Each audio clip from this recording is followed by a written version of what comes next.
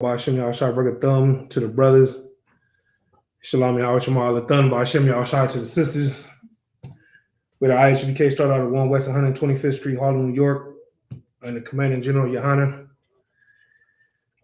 Sorry, and since 1969, we've been teaching so-called Blacks, Hispanics, and Native Americans that you are the 12 lost tribes of the nation of Israel. You understand? Who are the 12 lost tribes of the nation of Israel? The greatest people on the face of the earth. You understand? And I know in 2021, it's hard to see that with all the death and destruction that's going on around you. You understand? But you are the biblical Jews. You understand? Despite what the so-called white man tells you, despite what any other nation tells you, you are the biblical Jew. And in 2021, the most important thing that we can do, you understand, is come back to who we are as a people. And once we come back to who we are as a people, you understand, we'll be able to destroy this oppressive system that's been put in place to keep us down and keep us destroyed. You understand? This is the Las Vegas Scripture Breakdown class. Preaching Officer Shabal holding down the class tonight. As always, if anybody has any questions, go ahead and type them in. If anyone in the class has any questions, go ahead and raise your hand, and we'll get to them. Lord allow, I'll be able to answer your question biblically. You understand? And if I'm not able to answer your question tonight, I will write it down, and I will get your question answered by the next class. All right? Before we get started, you know what I'm saying, the brothers and sisters wouldn't mind liking and sharing the class and letting everybody know that we live. I'm going to say this every week. You know what I mean? Y'all should already know where I'm going. But if you could like and share these classes, again, not just the classes coming out of Las Vegas, but the classes that are being taught all over the four corners of the earth. You know what I mean? There's classes coming out of Canada. You know what I mean? There's classes coming out of Brazil. You understand? There's classes, you know what I'm saying, being taught out of the Dominican Republic. You know what I mean? The West Indies. You know what I mean? You know what I'm saying? There's classes being taught out of DC. You understand? There's classes being taught all over the place. You know what I mean? And in order for us, you understand, to wake our people up, you know what I'm saying, it is essential, you know what I'm saying, that we you know, like and share these classes, man, and get the truth out there so everyone, you know what I'm saying, that is a part of the 12 tribes, you know what I'm saying, can learn who they are. And, you know what I'm saying, Lord allow they come into this body, you know what I mean, and change their life, you know what I mean, and start serving the Most High as opposed to serving themselves. You understand? So the topic for tonight's class is insecurity is not of the Lord. You understand? Insecurity is not of the Lord. That's the class. That's the topic for tonight's class that we're going to go into tonight. Again, if anyone has any questions, you know what I'm saying, we'll you know what I'm saying, break off the topic, you know what I'm saying, go into the questions, and we'll go from there. All right. So give everybody a couple seconds to share the video. And I'll give it a couple seconds to see if anyone has any questions. And then if I don't see any questions, you know what I mean, I'll go into the breakdown. All right. So let me go ahead and share the class around real quick. Give me a couple seconds. All right. All right. So we got that. We got that. Okay. All right. So I don't see any questions online at the moment. There's no questions in the class. So we're gonna go ahead and get into it. All right. Again, the topic for tonight's class is insecurity is not of the Lord, and we're going to go over scriptures. You know what I'm saying? We're going to go into the Bible, you know what I mean, and see what the Lord said, or what I'm saying, what the Lord says about how to deal with insecurity. You know what I mean? Because there's a solution to all our problems in this book. You know what I mean? We just got to be willing to search that book, and then we got to be willing to go to men who are certified to teach this book. You know what I mean? These topics that we cover in class cannot be taught by a Christian pastor. How do you know that the things that we teach in these classes, and when I say these classes, I'm not just talking about the classes that are coming out of Las Vegas. I'm talking about, like, for example, the scripture breakdown class that General Muhammad taught earlier. You know what I mean? How do you know that classes like that cannot be taught in a Christian church?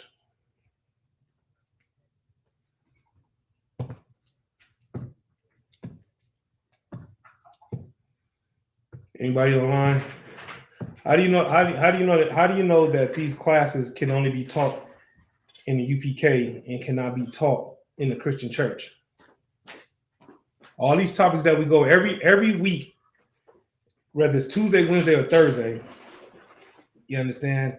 There's a different topic. On Tuesday, the brotherhood class, so we go over things that's pertaining to brotherhood. On Wednesday, we go into the law class. You understand? Wednesday is the law class, and we go into scriptures pertaining to the law. Thursday is the scripture breakdown class, and if there's not enough questions to cover the whole class, there's a topic prepared. You understand? So there's 3 topics a week coming out of every damn zone where there's a class. So if it's St. Louis, you understand? If it's Philly, if it's Chicago, if it's Memphis, you know what I mean? There's classes being taught at least 3 times a week. You know what I mean? And there's a topic every week. And that is the answer right there, because the Christian pastor does not have the truth. He does not know the truth. He doesn't even know this Bible. The only thing he knows is prosperity scriptures. Right. That's what he knows that. Right. And he's actually even breaking that down incorrectly. You had your hand up? Yeah, I was just going to say, because he basically teaches the same thing over and over. That just God is good, and, pay your tithes. That's pretty much all he really teaches, just rinse and repeat. Yeah.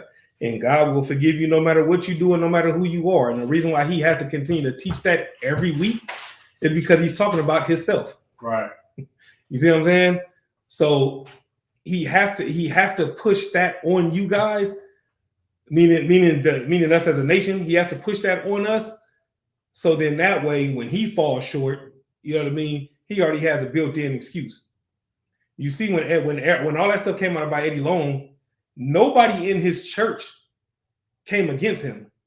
If anything, they embraced him even more. That's the crazy thing about it. They loved him even more and supported him even more. You see what I'm saying? Because, again, what they teach is we are saved by the blood of Jesus. All we got to do is ask for forgiveness. You know what I'm saying? Put a few more dollars in the bucket, and everything is good. Come on with it. So like, it wasn't Eddie Long the preacher that had molested that little girl that was like 13 or 14, or am I thinking of the wrong person? And they defended the preacher and totally, and like the whole church defended the preacher and like damn near demonized the little girl that he molested. Is that who Eddie Long is? No, Eddie Long was molesting boys. Oh, okay. I never seen a story on him where he was molesting girls. I'm not gonna say he didn't. Right. I'm just saying everything that I've seen that came out about him was about boys. Oh, okay. You know what I mean? But I do know there was a pastor that I don't know if you remember when we did our when we was doing the interviews at Mario's. God. I can't remember his name, but right. It wasn't Eddie Long. This is a completely different dude. Oh, and he went to, I forget, I think he got like 10 years or something like that. I forget how much time he got. He didn't get as much time as he should have got. Right. That much I do know. But no, that wasn't Eddie Long. Eddie Long ended up dying of AIDS. You know what I mean? But Eddie Long was molesting boys. And he was paying them off. He was paying for their silence. So he would go on vacations with them. They would be on islands and stuff like that, be on the beach and all that, like cold chilling. You know what I mean? And he's paying them in order to perform on them. And they perform on him, and it was all good. You know what I mean? And again, his church defended him, and they accepted him, and they forgave him. You know what I mean? If anything, like I said, they loved him more for it. Right. You know what I mean? And it's bad enough for a grown man to molest a young girl. That's despicable in itself, and that's traumatizing to a young girl. Now imagine a grown man, you know what I'm saying, molesting another male. Like, think about the psychological damage that does to that young boy. You know what I mean? And that's why, again, when we talk about Ecclesiastes 7:7, you know what I mean, that gift destroyed them young boys' hearts because they knew deep down inside, although they was young, they knew deep down inside, they knew that they shouldn't have been with this grown man alone, for one, and they damn sure knew that they shouldn't have been sleeping with that dude. They damn sure knew that. You know what I mean? But for the sake of the shoes and whatever else he was buying for them, you know what I mean? It was all good. So, and that's the thing. So that's what you learn in church. You know what I mean? You learn how to dig deeper into your wickedness. You learn how to dig deeper into being disgusting and foul. That's what you learn how to do. You know what I mean? And the only person that you learn how to forgive is yourself. That's it. You don't learn how to forgive anyone else. You understand? And so that's what the Christian church teaches. You know what I mean? But in here, you know what I mean, we're gonna teach things that are essential to this Bible. We're gonna teach things out of the Bible that's essential to everyone's life. You know what I mean? And one of the things that's essential to everyone's life is dealing with insecurities. You know what I mean?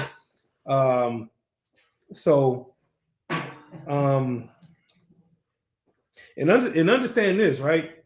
Insecurity is a demon, right? Insecurity is a demon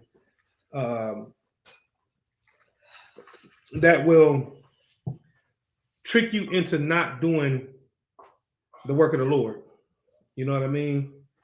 And we're gonna go over some scriptures that shows you how to you know what I'm saying, fight off those insecurities and how to conquer those demons. All right. Anything that's trying to get you to do the opposite of what you're supposed to do is a demon. You know what I mean? And that's the role of Satan. Satan's job is to put every roadblock he can in front of you, every type of distraction in front of you that he possibly can, to keep you from doing what you know is right. And the more that you learn in here, the stronger you get in here, the stronger he becomes. You know what I'm saying? To get you to go against what you know you're supposed to be doing. You get what I'm saying? Men are supposed to be men at all times, and a man is never supposed to compromise his manhood under no circumstances. You understand? A woman is supposed to be a woman at all times, and is never to compromise that under any circumstances. You understand? Not for money, not for fame, you know what I mean? Not for clickbait or any of these things that society is telling you is the way to go. You know what I mean? But in the beginning, it's not going to be easy in the beginning. You know what I mean? But the stronger you get, the easier it gets. But don't think because you're stronger that the fight is going to be over with. You know what I mean? Because Satan is going to keep coming after you. He's going to keep coming after you. He's going to keep coming after you because his whole goal is to prove that you are not worthy of your inheritance. Because what we have to understand is there's an inheritance in store for us that we can't even fathom.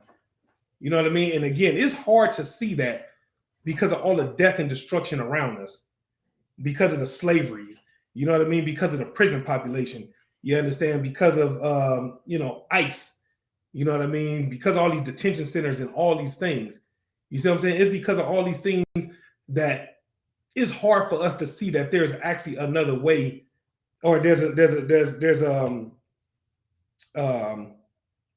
looks like there's no hope for us because of everything that's going on around us, especially in the Las Vegas area, because all you see is strip clubs, strippers, drugs, prostitution, and casinos. You know what I mean? And all these things are all different forms of temptation. I see so much interracial dating in Vegas. It is insane how much interracial dating I see out here. And I didn't know it was like that. You know what I mean? Two things running, it's a few things running rampant out here, but the two things that's been standing out to me lately and out here is the interracial marriages and the homosexuality. I mean, I didn't realize until I moved out here how much gay shit was going on out here. You know what I mean? And it's so crazy because, like, you even see gay Asians. You know what I mean? And it's like, and it tripped me out. I'm like, damn, because they had such a not sitting there trying to big them up or nothing like that, but they are usually so deeply rooted into their culture. You understand that that's what they about is their culture. You get what I'm saying? But again, that's why a lot of them come out here in the first place, because a lot of them are trying to get away from that, because to them that's oppression. You see what I'm saying? That's why this is considered modern day Sodom and Gomorrah. This is spiritual Babylon. Why? Because you can come over here and you can do whatever the hell you want to, right? And is it China, Iraq, where you're only allowed to have so many kids? God. You see what I'm saying? They changed that now, right? But or is that still in place? They're in the process of changing that because that backfired on them. Okay. Because since they're only allowed to have that one child, the majority of families only wanted a boy because then that name gets to proceed forward. Well, because of that, they have so many males in China. The majority of those males are also becoming homosexuals because there's not enough women for them. That's what they have on paper. But, ultimately, we know they just nasty heathens in the first place. Right. But, yeah, so their population's actually going down because of that. Oh, so they were only allowed to have one. Kind of. Oh, damn. I thought and they're in the process. They're still processing, trying to reverse that so that you can have more than one child. You see what I'm saying? And so when you come out here, though, you ain't got to worry about none of that. You know what I mean? Because you free to do whatever you want. You had your hand up? So didn't that happen in Japan too? Weren't they doing that in Japan too about the babies, and then the men were so many more that they had to reverse it and just let them start because it was too many men and not enough women.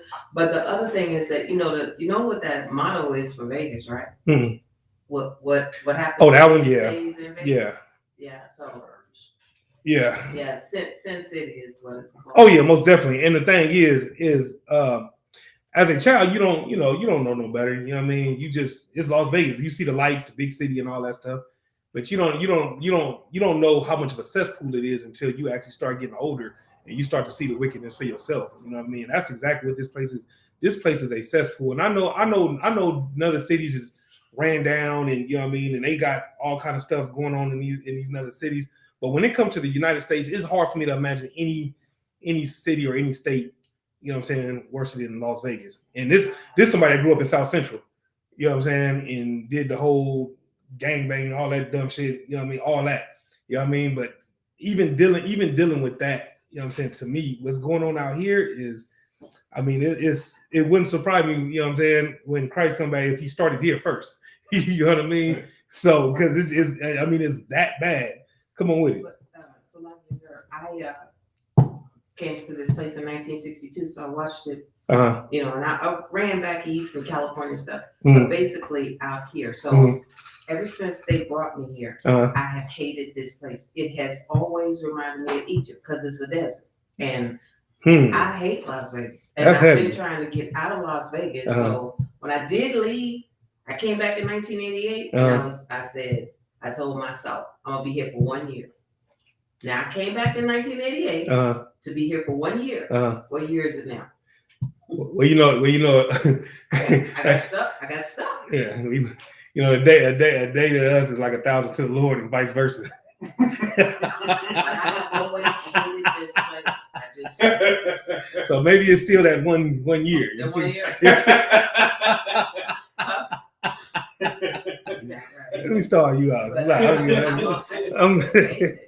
been hard since I was a little girl. Yeah. I have hated this place, and it always reminded me of Egypt because of the desert, right? Dry, and then the wind. Yeah, and that's a heavy part right there, the desert part. I didn't even think about that part. I was just more so just the drugs and the whores and the prostitution and all that. But when you factor in the desert, yeah, I could see how you would tie this place to Egypt, most definitely. I mean, Halak says Las Vegas the whore. You are absolutely correct. You know what I mean? This is one of them treasure cities. You know what I mean? Which and what's so funny about it is, on TV, all they're gonna show you is the lights in the big city and the big casinos and all that. They're only gonna show you that side of it, but they'll never show you Las Vegas's version of Skid Row. You know what I mean? Which is over there off of Owens and where's it? By the freeway up under the bridge. Is that Washington? I believe that is. Where off the freeway. You know what I'm talking about, right? Bonanza. Yeah, there you go. Exactly. So they're not going to tell you about Skid Row. You know what I mean? They're not going to, or Las Vegas version of Skid Row, because I know most people, when they hear Skid Row, they think about downtown Los Angeles. You know what I mean? And I remember as a child going down there, the church actually did a good thing that time. We, my grandmother was a so-called pastor, and the church went down there and fed the homeless, and you know what I mean, and stuff like that. And they, gave out turkeys and all kind of stuff. And that's the one good thing that I personally can remember about all my years in the Christian churches is the fact that they went downtown, you know what I'm saying, and fed them homeless people on Skid Row. But it was so humbling to see. You felt bad naturally. At the same time, it was a reminder, like, damn, I don't really got it as bad as I think I do. Absolutely. You know what I mean? And with that being the case, with that being said, when you fast forward to today, I feel even worse now because I now know that those are our people. So I feel even worse about it now. You get my point? And then knowing the church and knowing how wicked and evil the church is, it pisses you off because it's like, damn, y'all got the ability to do way more than pass out some turkeys. I mean, don't get me wrong, that's cool.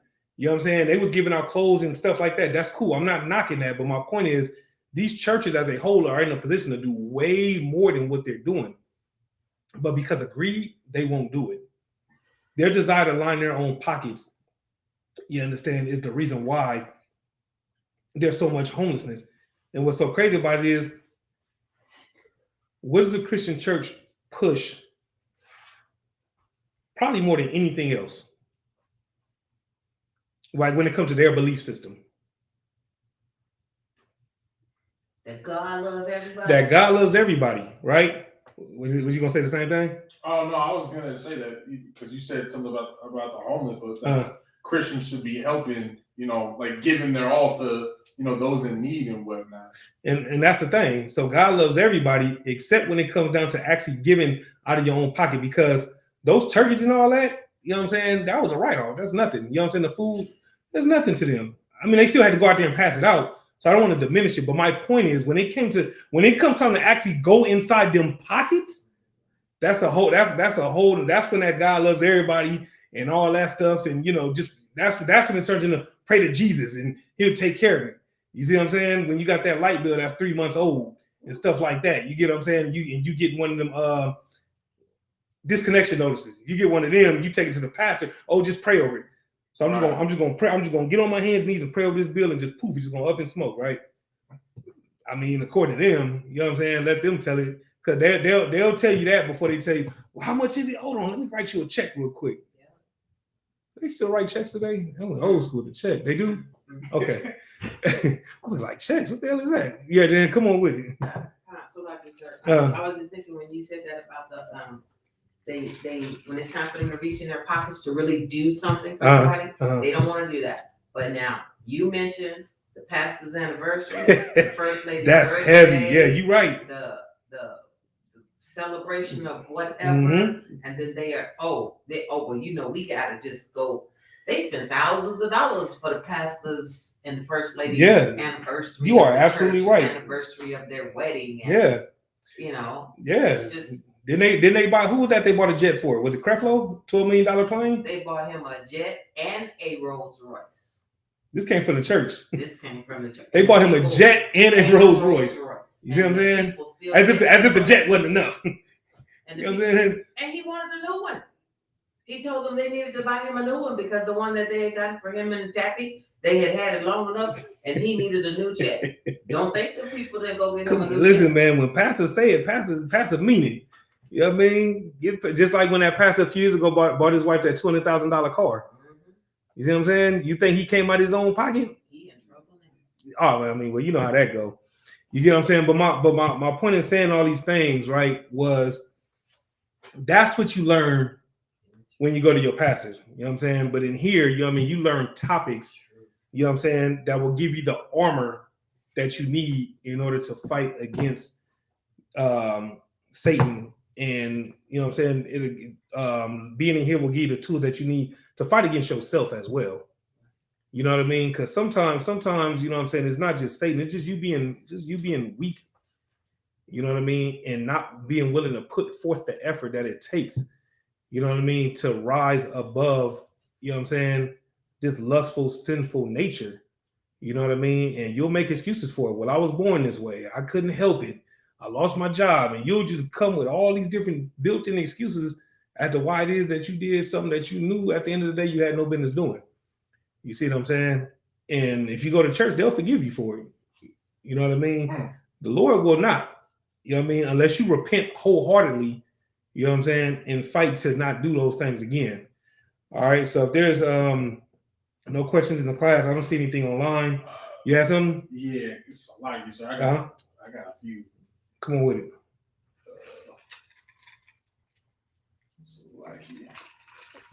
After these questions, the title for tonight's class is Insecurity is Not of the Lord.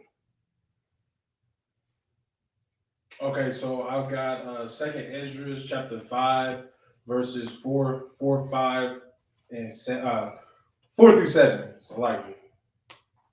You want to read it? Please. God. The book of 2 Ezra chapter 5, verse 4. Mm-hmm. But if the Most High grant thee to live, thou shalt see after the third trumpet that the sun shall suddenly shine again in the night, and the moon thrice in the day. Verse 5. And blood shall drop out of wood, and the stone shall give his voice, and the people shall be troubled. And even he shall rule whom they look not for, that dwell upon the earth, and the fowls shall take their flight away together. And the Sodomitish sea shall cast out fish and make a noise in the night, which many have not known, but they shall all hear the voice thereof. I was just hoping I can get a breakdown of that. Okay. There's just questions throughout each and every single I got verse. you. So what this is talking about in the end times. You know what I mean? If the Lord allows you to live, you know what I mean? What it's telling you, what it's showing you is that what's going to happen to the other nations and how they'll be destroyed, and how you'll be in your glory, and the other nations are perishing. And the ones that don't die, you know what I mean, will be, it'll basically like the roles will be reversed. Okay. So I mean, did you want to go through there's something in each verse that you wanted to talk about? So like in verse 4, it says, "Thou shalt see after the third trumpet that the sun shall suddenly shine again in the night." So is the third trumpet the Third World War? Exactly. Okay, and then the sun shall suddenly shine in the night, and the moon thrice in the day. Like, what is that? Okay, is that literal? And then no, if I remember this correctly, it's more so like just when you think of the sun and you think of when you think of the sun, right? What do you think of? Day. Okay, day. But what else does the sun do? Heat. That's true, but what else does it do? Shine. It shines, right? So right now, technically, is the sun shining? Yes, but is the sun shining on us? Wow. You get my point? Okay. So it's saying, so basically what it's saying is, you know what I'm saying, we're in dark times now, but in those times, you know what I'm saying, the sun is shining on us. You know what I mean? So it's not talking about like it. Oh, so it's not literal. No, like when it said the moon thrice in the day. Right. I'll double check just to make sure, but I don't remember this being literal. Okay. But I'll double check. So just text me this one, and I'll double check. But I do not, if I remember right, I do not believe this is talking about literal. Okay. And then with verse 5, it says, "And blood shall drop out of wood, and the stone shall give his voice, and the people shall be troubled." Is that talking about Christianity and Muslims?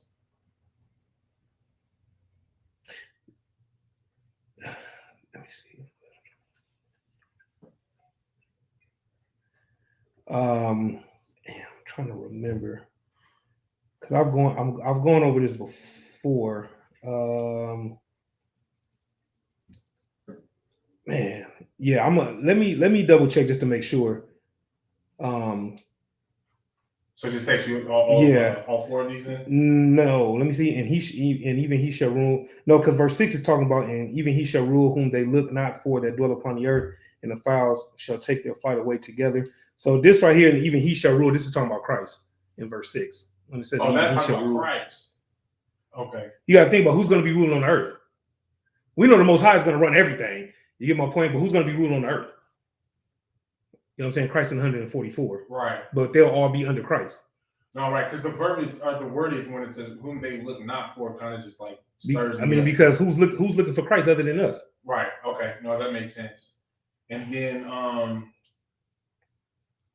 the noise in the night. Okay, with verse 7, the Sodomitish sea shall cast out fish. So that's talking about like with the oceans being polluted right now, right? And how all the dead fish are getting washed up. If I remember correctly, this is a metaphor as well. Just talking about, because it's saying Sodomitish, that's talking about how do I want to say this? Like, how we were talking about earlier that America's modern day Sodom and Gomorrah. Right. So if I remember correctly, this is talking about America. In the destruction of America. So then what is the noise in the night that many have not known? But they all hear the voice there. What is that noise in the voice? So when the sky cracks, you know what I'm saying, that's Christ will come back, is going to come back with the angels. You know what I mean? So remember when it talks, I believe it's in Revelation, we're talking about the third. I'm trying to paraphrase it where we can pull it. Because it's not, because when he I don't want to take up too much time because I really don't remember where the scripture is. So I'll have to get back to you. But this is, if I remember correctly, this is talking about Christ's return. Okay. But again, just shoot me this one, and I'll double check to make sure. But I believe that's what this is. But I haven't read up on this breakdown in a minute, so I'm not 100% sure, but I do remember some of it. But like I said, just to be on the safe, it's always better to be safe. You know what I mean? So I'll go through my notes, you know what I'm saying, and then I'll get clarity just to make sure. Because one thing we'll never do around here is give half-ass breakdowns. Right. And we'll never lean on our own understanding and make up some shit to make it sound like we know every goddamn thing. You know what I mean? That's why there's, you know what I'm saying, generals and captains of 13,000 and captains of 10,000, you know what I mean, and even other officers of 5,000, you know what I'm saying, that we can go to, you know what I mean, to make sure that, you know what I'm saying, we all on one accord. Kind of. You have something on about? So lucky, sir. I was looking up that word, the Sodomitish. And it's the Sodomitish sea. Was once the name of the Black Sea, what is that sea that we got? I just saw it. Yeah, I'll double check, and then I'll have it. I have it for next week's class for sure. So I'll definitely, you know what I'm saying, come back and make sure that I got the proper breakdown. We'll actually start the class off with that. All right. What else did you have? Also in 2nd Ezra 5, 35 through 37. The book of 2nd Ezra, chapter 5, verse 35. And he said unto me, Thou canst not. And I said, Wherefore, Lord? Whereunto was I born then? Or why was not my mother's womb then my grave, that I might not have seen the travail of Jacob and the wearisome toil of the stock of Israel? And he said unto me, Number me the things that are not yet come. Gather me together the dross that are scattered abroad. Make me the flowers green again that are withered. Open me the places that are closed, and bring me forth the winds that in them are shut up. Show me the image of a voice, and then I will declare to thee the thing that thou laborest to know. Okay, so if I remember right, this is Ezra's talking to the angel. And he was asking the angel all these questions. Right. And the angel was telling him, like, you know what I'm saying? That's when he gave him a challenge, basically, like, if you can answer these things, I believe it was the weight of water, weight of fire. Yeah, it was three things that he asked of Ezra. And he told him, if you can answer me these things, I'll unlock all these things for you. You know what I mean? I'll answer all these questions. So basically, you know what I'm saying? Ezra was a brother full of zeal, and he hated the condition of his people. Right. The same way we are today, the same way we hate the condition that our people are in, and we ask all these questions, but there's certain questions that we're just not, you know what I'm saying? We're not worthy of knowing the answers to. You see what I'm saying? And these are some of the things that Ezra was going over with the angel. You know what I'm saying? And the angel basically told him, like, you know what I'm saying? Like, in other words, like, this is above your pay grade. You know what I'm saying? If you were to say it today, like, you know what I'm saying? Like, this, you know what I'm saying? This is above your rank. You know what I'm saying? Is another way that you would say it. You get my point? Okay, that makes sense. So that's what's going on there. Mm-hmm. So, like you said, I found it. It said it was the name once given to the Dead Sea, the Sotomitish Sea. So when it's talking about the fish that's going to come out, it's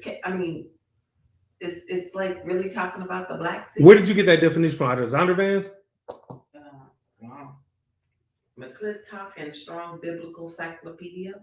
I mean, the first thing we want to do is would be to go to the Zondervan's and see if it's in there. You know what I mean, and get the definition there, and then we start going from there. You know what I mean? But I'm gonna definitely you know what I'm saying, come back to that and make sure that I got everything broken down correctly, and go through my notes. What else do you have, Rock? Verses 48 to 53. Same chapter. Mm-hmm. This is the book of 2nd Ezra, chapter 5, verse 48. Mm-hmm. Then said he unto me, even so have I given the womb of the earth to those that be sown in their times. For like as a young child may not bring forth the things that belong to the aged, even so have I disposed the world which I created. And I asked and said, seeing thou hast now given me the way, I will proceed to speak before thee. For our mother, of whom thou hast told me that she is young, draweth now nigh unto age. He answered me and said, ask a woman that beareth children, and she shall tell thee. Say unto her, wherefore are unto thy whom thou hast not brought forth like those that were before, but less of stature? And she shall answer thee that they that be born in the strength of youth are of one fashion, and they that are born in the time of age, when the womb faileth, are otherwise. So I was just asking for a breakdown for them 5. Okay, you started at 48. Yeah, kind of. Sorry.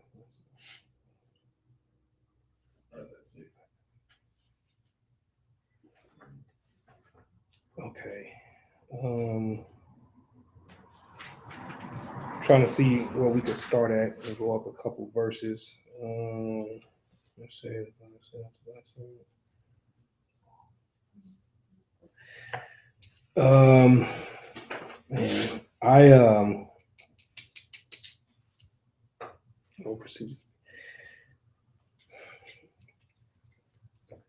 Just to be on the safe side, because I don't even remember enough of this to even start trying to break this down. Because I remember General Muhammad had did this. Somebody had asked us in a Monday class like a while back, and I remember hearing General Muhammad break this down, but that was like a couple years ago.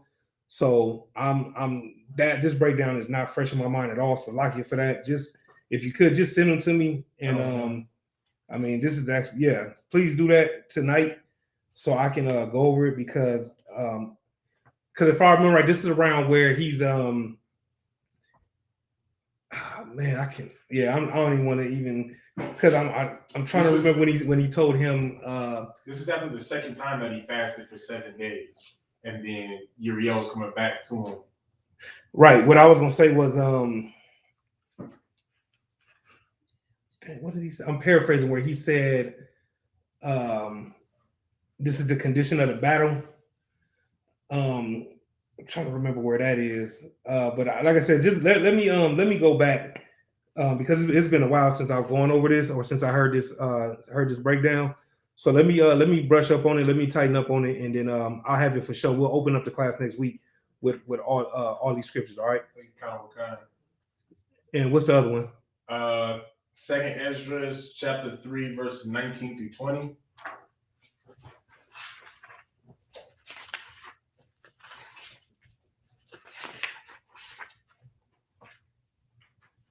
Mm-hmm. The book of Second Ezra, chapter 3, the book of Second Ezra, chapter 3, verse 19. And thy glory went through 4 gates of fire, and of earthquake, and of wind, and of cold, that thou mightest give the law unto the seed of Jacob, and diligence unto the generation of Israel. Mm-hmm.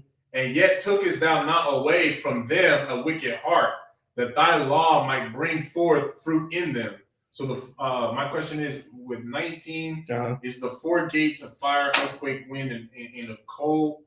I feel like I understand fire and earthquake and the wind. Is that talking about like those wildfires, the earthquakes in diverse places, and like the wind is the hurricanes that are coming through? And if so, then what is the cold? Or if I have it totally wrong, then I'm asking, this is how I remember it as well. This is if you go to the beginning of the chapter, where he says, I was in Babylon and laid trouble upon my bed, and my thoughts came up over my heart. You know what I mean? So these are things that Ezra was struggling with himself. You know what I mean? Like in his time, they right? In fire and no. What I'm saying is these are the thoughts that Ezra was having. Oh, okay. You see what I'm saying? Like when you go back, when you read the first verse, right? You see what I'm saying? So he's questioning. He has concerns as well, because you got to remember one thing about Ezra. Ezra was always concerned about his people. You know what I mean? He was concerned about the death and the destruction of his people. You know what I mean? So he was always asking questions pertaining to why is it that they don't understand this? Why is it that they don't get this? Why they want? Why? You know what I'm saying? Why can't not saying he said this in these words, but it's like why can't they be like me? You get my point? Like why can't they get right like me? You get what I'm saying? And so in 19, it says, "My glory went through the 4 gates of fire and of earthquake." These are the different disasters. You know what I mean? So to your point, like the earthquakes in diverse places and things like that, and that cold is the same thing, though. You know what I mean? Because the cold brings forth what? Famine. Okay. You see what I'm saying? Right. Which is talked about in, I believe, Matthews. I believe. Is it the 6th? When you talk about the wars and rumors of wars. And it talks about the famines, and is that the 13th chapter? Man, so lucky. I'm sitting here trying to remember. Let me see. I think that was Matthew's the 13th chapter. When he talks about the wars and rumors of wars. Right. Because if I remember right, this is a precept for that. Matthew 24:6. Yes. You want me to read it? You ain't got to read it, but my point is, you know what I'm saying? Those, you know what I'm saying? Those two correlate. Okay. And then going into verse 20, because okay, so to finish off with 19, it says that thou mightest give the law unto the seed of Jacob and diligence unto the generation of Israel. So it's like basically with what's actually going on today with all the fires and the earthquakes and whatnot in diverse places, like the Most High, he's doing that to show, you know, our oppressor's color, so that essentially everybody will come into the UPK like they're supposed to and start following the Most High. That's the ultimate goal. Because you got to remember what Paul said. You know what I'm saying? His heart desires for that all Israel should be saved. You know what I mean? But that's what's being said right here in 19. Right. Just in a modern sense. Right. Exactly. Okay. So then with verse 20, it says, and yet tookest thou not away from them a wicked heart, that thy law might bring forth fruit in them. So when it says that thou didn't take, that thou not take like, and yet tookest thou not away from them a wicked heart. So it's just saying that, you know, the Most High didn't take away our wicked heart at that time. Because you got to remember, okay, when you read 21, it says, for the first Adam bearing a wicked heart transgressed and was overcome, and so be all they that are born of him. In other words, that heart is the mindset. You know what I mean? Meaning lusting after the traditions and the culture and the customs of the other nations. And saying that it was overcome was, you know, Adam got back on track. It says, for the first Adam bearing a wicked heart transgressed and was overcome, and so be all they that are born of him. He was overcome by his wickedness. Oh, okay. That's why in verse 22 it says, thus infirmity was made permanent.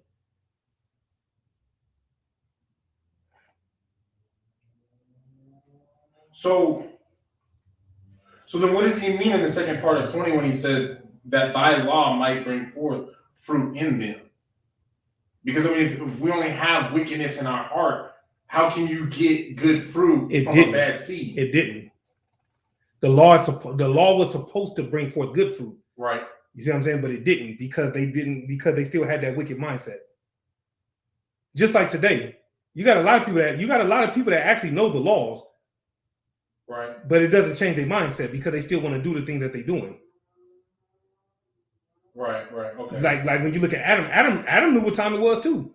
But it didn't stop him from messing with the fig leaves or biting the quote unquote forbidden fruit.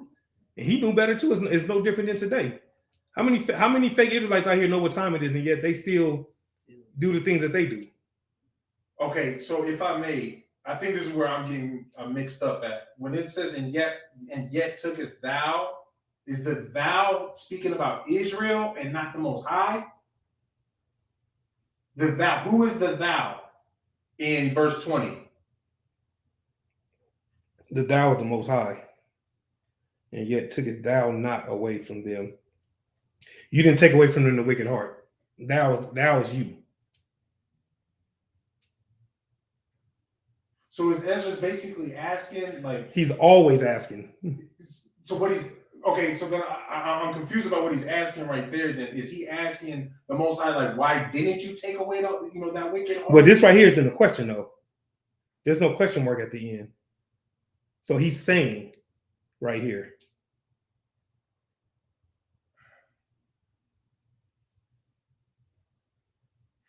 Was that supposed to be like an expectation that Ezra's had then when he was saying that, like, you didn't even take away the wicked heart that the law may bear fruit?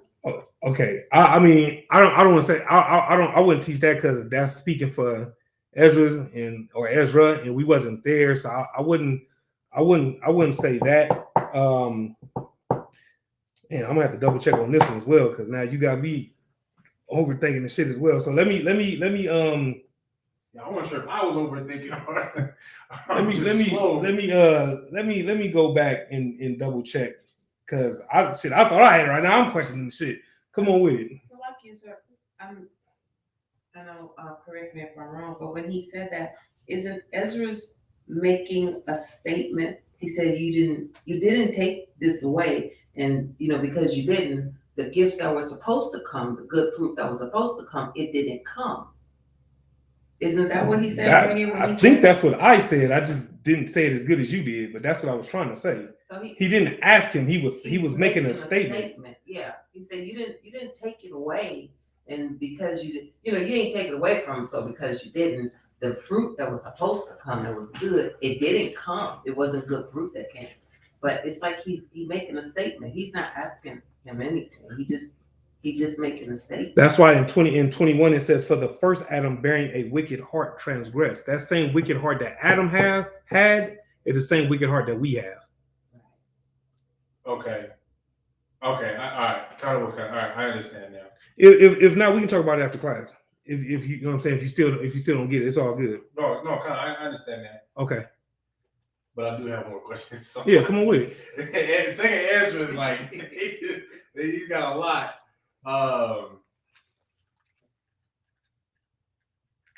Okay, yeah. So especially after what we just discussed with that one, Second Ezra 4:4. Mm-hmm. Wherefore, if thou canst declare me one, I will show thee also the way that thou desirest to see, and I shall show thee from whence the wicked heart cometh. So with that one, my question is just about where the wicked heart comes from. Is that something that we're not allowed to even know in the first place? Because verse 4 is one of those rebuttal questions or answers that Uriel gave Esdras with to one of his questions. So what was we supposed to know? No, just like we weren't supposed to know what it was like to snort coke. Okay. Or sleep with whores or any of those other things. But do we know where the wicked heart comes from now? Was that ever revealed, or is that still a mystery to us? Because from what I got from when I read this is that like the wicked heart comes from something deeper than what we thought, something deeper than even lust itself, essentially. I'm not sure I understand the question. Okay. Because the angel says, and I shall show thee from whence the wicked heart cometh. Uh-huh. So I'm questioning that. Like, where does the wicked heart even come from? Do we know now? Or is that still a mystery to us? Okay, I see. Okay, I think I understand, because in verse 5, he said, and I said, tell on, my Lord. Then said he unto me, go thy way, weigh me the way to the fire. So this is what I was talking about earlier. So all these were questions that Ezra was asking unto the angel. God. And the angel summed it up by saying, if you do these things, I'll answer all these questions for you. And Ezra wasn't able to do it. Right. You see what I'm saying? So if I remember correctly, again, these things that Ezra was asking the angel were things that he wasn't supposed to know, because it was above his pay grade. Right. You get my point? So to answer your question, no, I don't believe it was ever answered, because at least I haven't seen a scripture where it says the wicked heart is this or comes from that. You know what I mean? What I do know is, which is, I guess, is like kind of like the same thing, because when you talk about the temptations known to man, the lust of the eyes, which leads to wickedness. See, and that's kind of what my question is. Yeah. Like, is there something that is even before that lust in the first place, where that wickedness even comes from? And that's what Uriel is even like he's kind of hinting at right there. Like, that's kind of where my question is going with that. Well, the wickedness comes from the serpent back in the garden, right? And how he tempted Eve. You see what I'm saying? But I mean, like, is it like a chain of like, there's a wickedness that even leads up to the serpent in the first place? Okay, it don't like, say basically, like, is that kind of how it is? Like, that's what Uriel is kind of not directly saying, but he's indirectly saying. I don't want to put words in the angel's mouth. I'm not going to do that, because there's nothing before. There's nothing in here before the serpent tempted Eve. Right. That was the first example of wickedness that was recorded. Okay. You see what I'm saying? What the serpent tempted Eve, and then she following, and then her getting Adam to follow, and then you start to see a chain of events from there. There's no record of anything happening before that. So I wouldn't teach that there was any wickedness before that. What I will say is there was no law before Adam was raised up out of the dust. So is it possible? Yeah, but because there was no law at that time, it wouldn't be counted. You see what I'm saying? So that, I mean, like I said, I wouldn't teach that, because again, there's no record of anything before the serpent tempted Eve. Okay. All right, kind of time.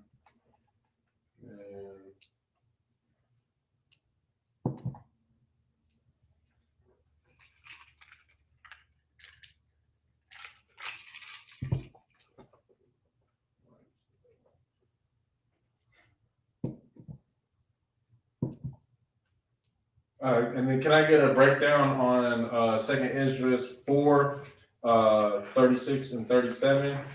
And it says, and unto these things Uriel the archangel gave them answer, and said, even when the number of seeds is filled in you, for he hath weighed the world in the balance. By measure hath he measured the times, and by number he numbered the times, and he doth not move nor stir them until the said measure be fulfilled. Mm-hmm. So is that, like, can I get a breakdown on that? And unto these, okay, let me see. Let's go up a little bit. And after saying how, go up a couple verses. Where'd you want me to go? Let's see. You start at 36.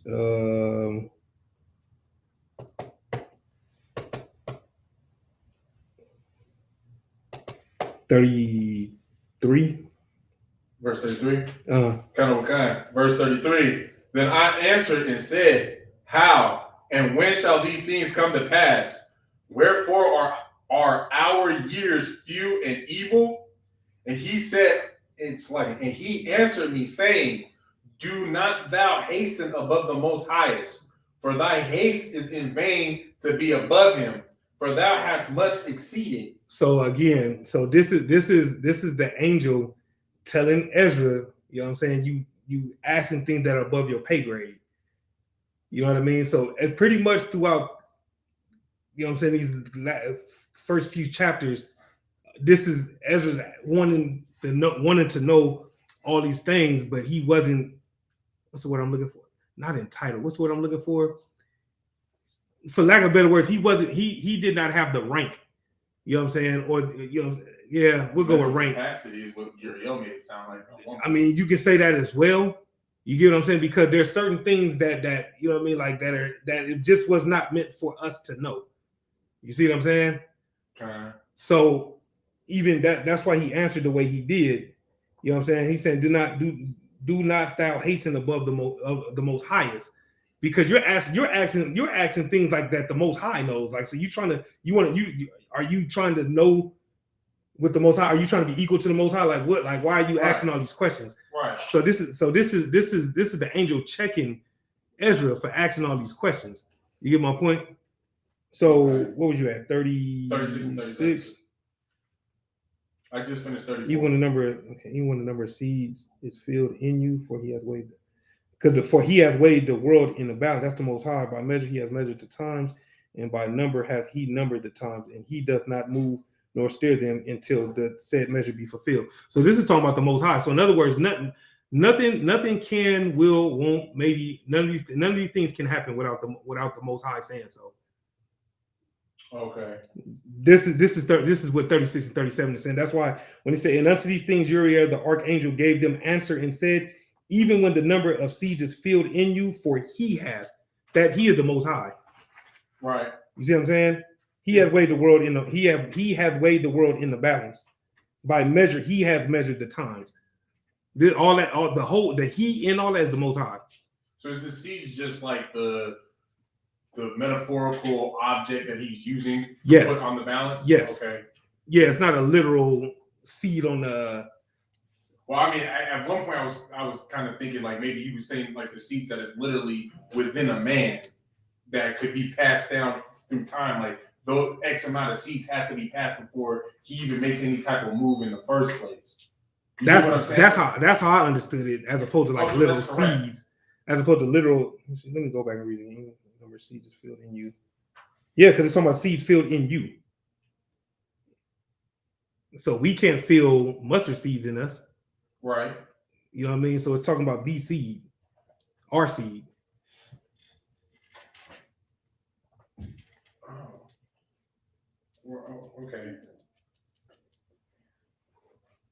So when you go into 37, it says, by measure hath he measured the times. So he's saying by that measure of your seed, meaning like the time that me as the living seed of my father, I'm being measured by the time that I live in right now? No, this is talking about this 37 has nothing to do with seeds.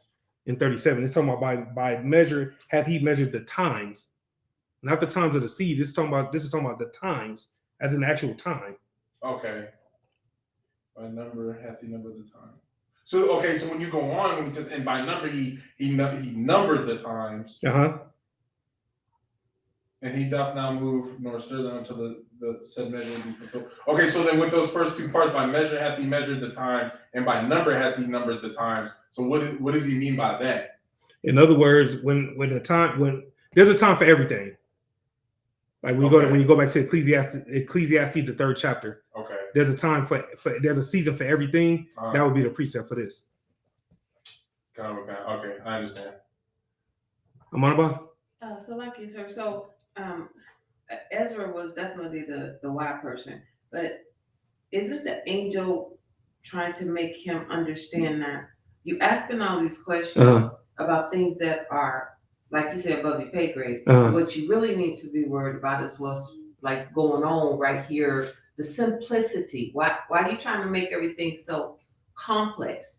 Deal with the simple stuff right here in front of you, and then in time, the other things will be revealed in time, in their time. Why are you trying to, like get all the, you keep asking these questions to get the information, and it ain't time for that. Well, that's what 37 is talking about, basically. Like the Most High, you know what I'm saying? In time, there's a time and place for everything. And even then, there's going to be certain things, you know what I'm saying, that the Most High might not want us to know. That's up to the Most High.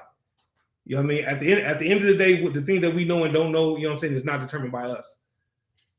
You see what I'm saying? But is the angel checking Ezra for asking so many goddamn questions?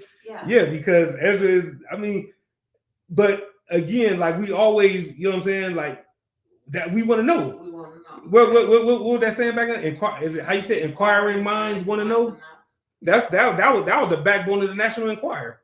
Yeah. That was they slogan, catchphrase, whatever you want to call it. That was their thing. You see what I'm saying? So we've always, shit, you be curious and you just want to know. You know what I'm saying? But the thing about it though, there was thing that Ezra wanted to know, like nah, you know what I'm saying, you asking for a little bit too much information now. You know what I mean? So basically, yeah, like stick to this right here. Like this is your lane right here. Stay in this lane right here. Let us, you know what I'm saying, deal with these things. You know what I'm saying? You focus on these things right here. You get my point? So when it was talking about the seed that brother brought out, it was like, so it's not, it might not be for you to know, but eventually, like we know stuff now that they didn't know, so like that seed that was talking about is like in that time, the seed will bring forth the information that needs to come. But we don't even know the number. We don't even know the number of seed though that's going to be raised through us though. You get my point? Right. That's talks about in Revelation where it's talk when you go into the 144,000, and it talks about those that are not of the 144,000 that you weren't able to. You see what I'm saying? So,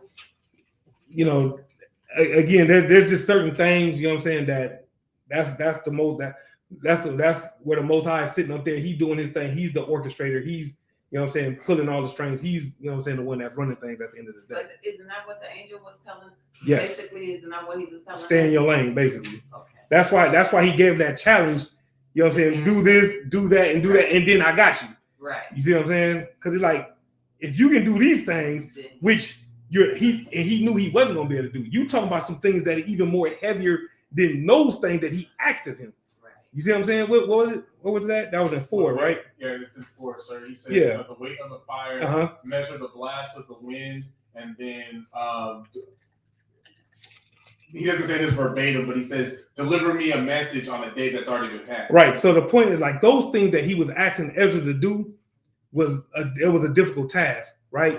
And he knew he wouldn't be able to do them. So think about the things. So if Ezra wasn't able to do those things, think about the things that he's asking the angel for. He wouldn't even understood it because it was beyond his understanding. Because he's not to say that was a light thing, but he wasn't even able to do those things. So imagine the angel trying to break these things down too. Right. You see what I'm saying? That third part that the angel asked Ezra to do, to give him a message on a day that's already passed, is that implying that time travel is essentially like possible? Time travel in the sense that you can tell me, you can warn me of something on a day that's already passed, to where the timeline is still moving forward. Is still moving forward on the path it's already been, instead of going, retracting back, and I'll just like basically remember it because you visited me on a day that's already passed, and I just remember the day, and then, like, you get what I'm saying? No. Okay, just to make it, is that implying that time travel is possible in any form? Is set for just simply remembering something? Meaning the ability to go back in time? Is that what you're asking? Basically, like what the angel just said. Is that even possible in the first place? No. Or was he just asking him impossible things that nothing can do? Right. That's why when he asked him to measure the blast of the wind, can you measure the blast of the wind? As a man, no, but I would assume that the Most High and the angels could. Okay, they could, but he's asking Ezra to do it. Right, but that's what I was asking. Like, is that implying? Could the Most High do? The Most High can do whatever the hell he want to do. Sure. Okay. At the end of the day, he's the Most. That's why he's called the Most High. Right.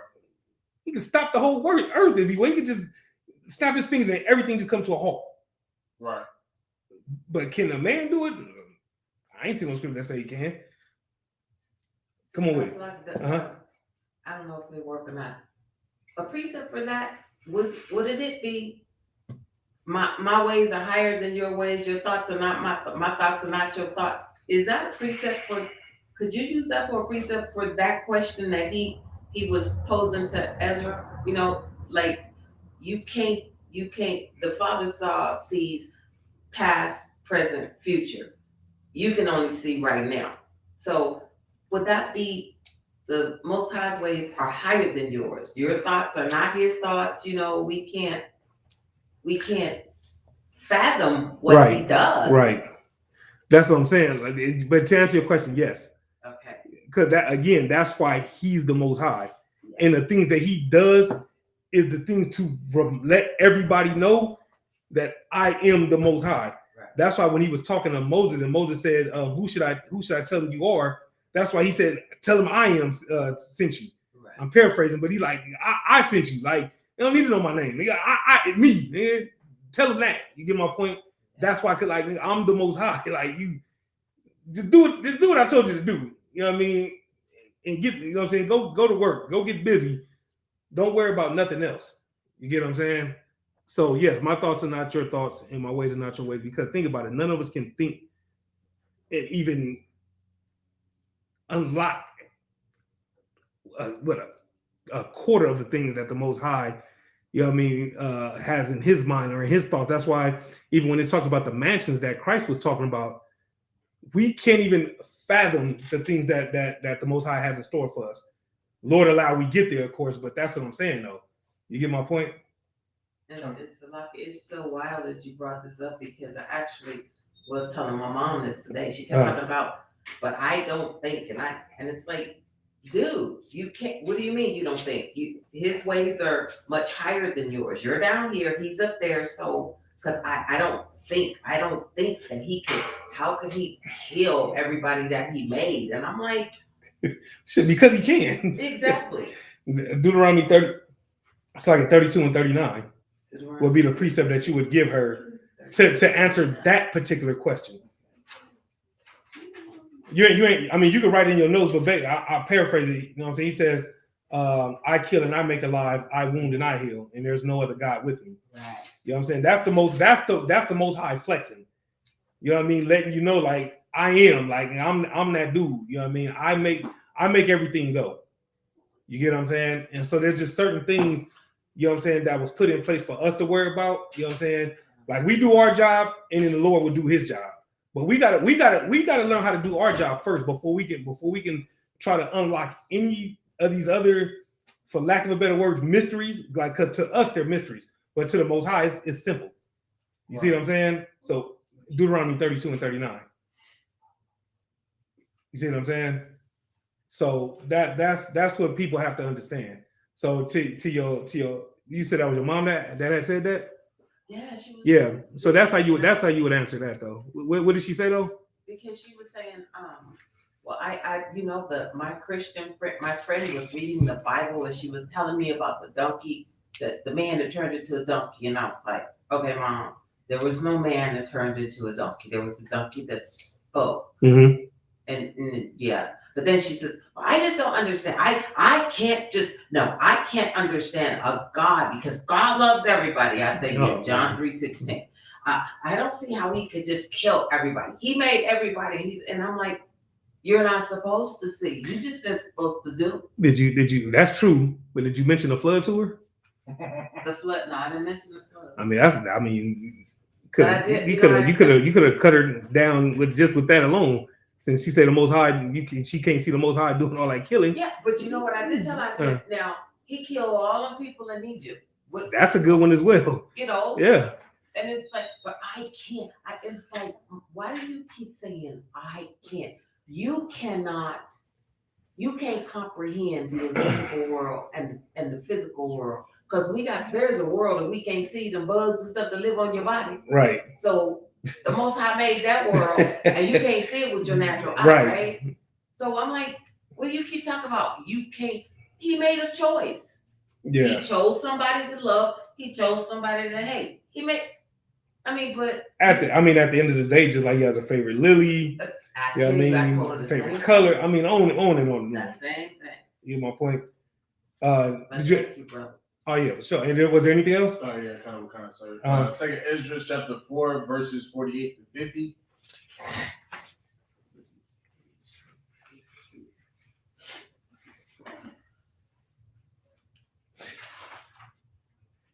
These are the ones that you had asked me about earlier, right? That I actually sent to me.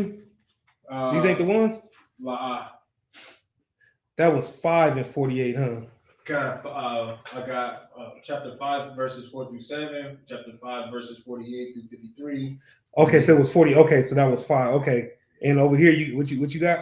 Okay, so this is the book of Second Ezra, chapter 4, verse 48. Mm-hmm. So I stood and saw, and behold, an hot burning oven passed by before me. Mm-hmm. And it happened that when the flame was gone by, I looked, and behold, the smoke remained still. Verse 49. After this, there passed by before me a watery cloud, and sent down much rain with a storm.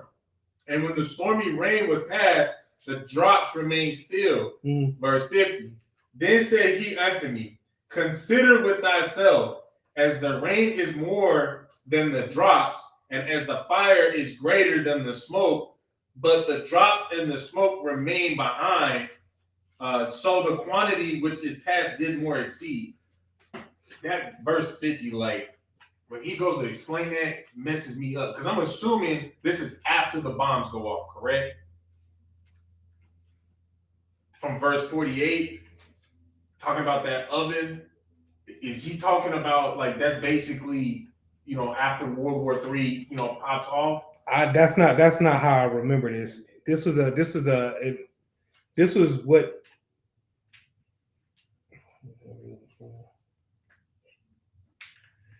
I believe this is what the angel, if I remember, I'm gonna have to double check on this one too, but if I remember right, this is what the angel was showing Ezra, and he was trying to explain it to him, and Ezra didn't understand. You get my point? This is another thing that even Ezra didn't understand either. Okay. You see what I'm saying? So as he's asking these questions, if I remember this part right, the angel gave him a situation and explained it to him, and Ezra was like in 50. When it said, then said he unto me, this is the angel responding to Ezra. Right. You see what I'm saying? So he's giving this scenario to Ezra because the angel understood it, but Ezra didn't. So my thing about that is in 51, Ezra goes in, continues to say, then I prayed and said, may I live, thinkest thou until that time. So that's why I was kind of thinking that this is the time of the nuclear warfare, because I was thinking that the oven was a metaphor for the nuclear warfare, because then you would have that great smoke, and part of nuclear fallout is to have that type of rain. Read 52. Verse 52.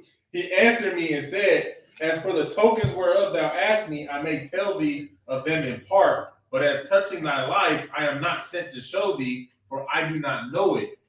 So I get that part. Well, at least I think I understand that part. The angel was telling them that I can't speak on your life per se, but I can tell you, about the things as a whole, what's going to happen as a whole. Because in 51, Ezra's asked them, well, am I going to live until that time? Am I going to see this happen? And then in 52, he goes on to say that, as far as your life, I can't speak on that. I can only speak on the tokens of which I have been told to even give you in the first place. No, he also said, or what shall happen in those days. So he's not just asking about his life in 51. He's asking what shall happen in those days. So he's asking not just about his life, but he's asking what's going to happen in those times as well. That's what he's asking to the angel. So he's not saying like he's asking about his asking about his life when he said, may I live, thinkest thou until that time? He's asking him. And then he goes on to say, or what shall happen in those days? And then the angel is saying, as for the tokens, as for the thing that you asked me, I may tell thee of them in part. Meaning he's only allowed to tell him so much. Okay. But he said, I am not sent to show thee. Right. You see what I'm saying? So he was only allowed to tell Ezra so much.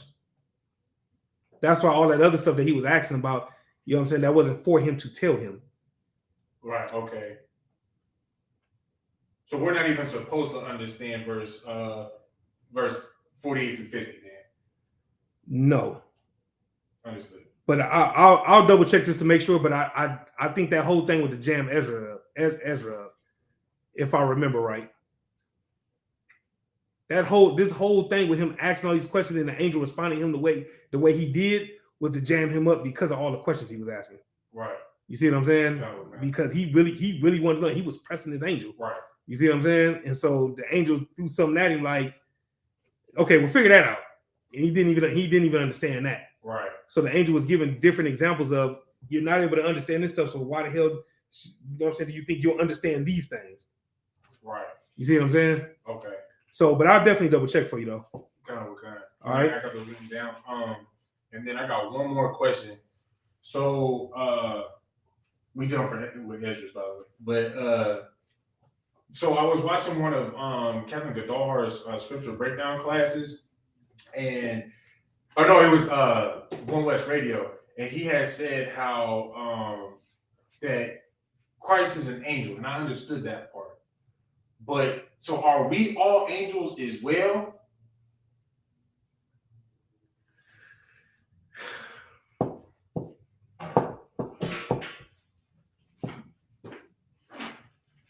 Okay. In a sense, and what I mean by that is you got to remember, an angel is just a messenger.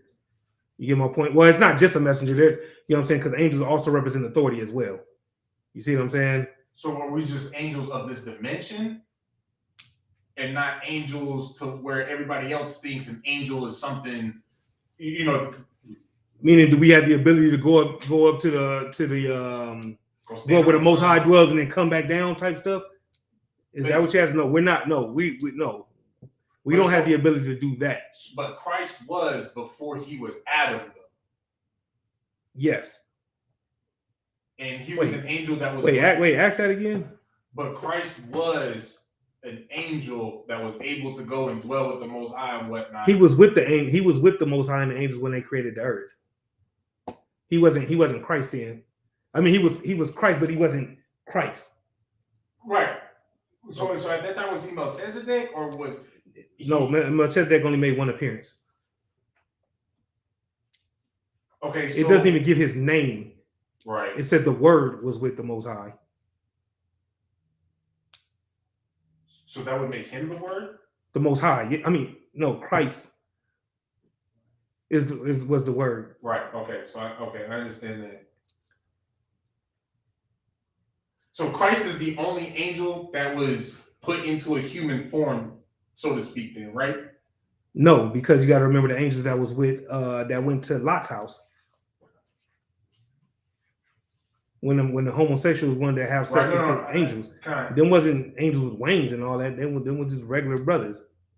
Those were just there wasn't just those are angels taking on the form. When I say regular brothers, I mean they was brothers. They didn't have, right. You see what I'm saying? So it wasn't angels taking on the form of a human. But the angel can take on any form that they want. Right, and that's what I'm asking. So those angels at the time with Lot, those weren't angels taking on that form. Those were angels as if, basically that were put on the earth, like how when Adam was put on the earth, or when Christ was put into the cycle of regeneration of being a human. Because I don't really understand the question, I don't want to answer that question because I don't really quite understand it. I'll talk to you about it. All right, because you kind of threw me off with that one. But do angels walk the earth? Yeah, because I gave a precept in Hebrews the other day. You get my point? But okay, so with that precept, are those just angels that are walking the earth, that are taking the form of a human, or like they're humans like how Christ became a human in the first place, because the Most High said, okay, I'm going to put you through the cycle of regeneration as a human on earth. They're angels in the form of men.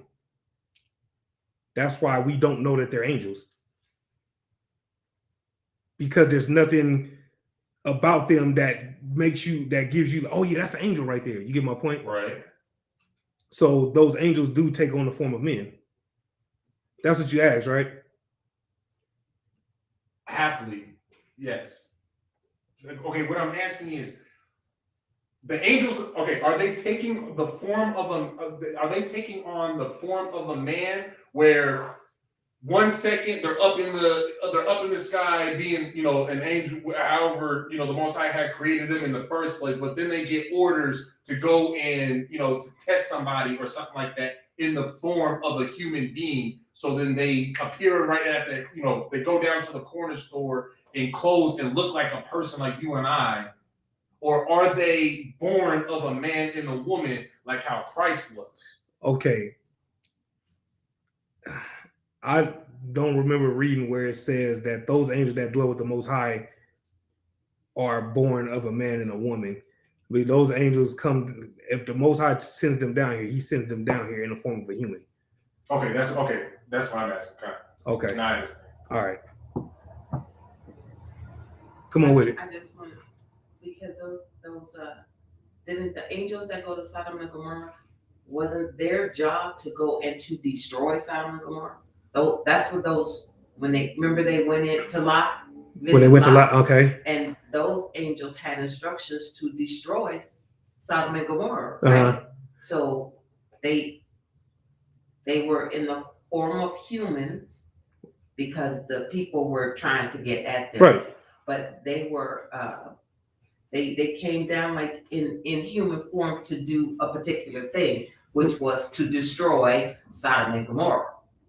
So whenever it's time for an angel to come, the Most High just like instructs them to like just take on, so that you don't know you. The angels' whole job is to do what the hell the Most High tells them to do. And so they don't. I mean, I'm saying to understand so that they don't have to be born like. Oh, okay. I see what you're saying. Right, exactly. Because they just have an assignment. Go right. do this, go do that. Exactly. And they just like appear. Right. Like when they went to see Abraham. Mm-hmm. And Sarah was laughing. Right. So he said the men came, he knew that they were angels. Right. But they looked like men. Right. They came and sat down and they did what they had to do, and then they went on about their business. Right. Yeah, exactly.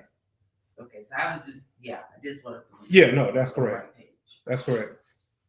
This is This turned into a Iraq class. It's Scripture breakdown class featuring Iraq in it. You know what I'm saying? No, that's good. We still got about.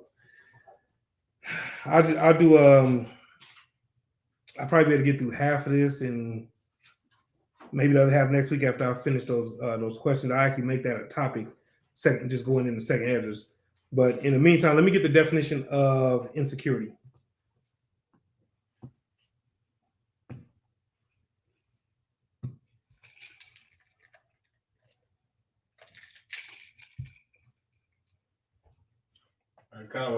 Insecurity from the definitions of Oxford languages.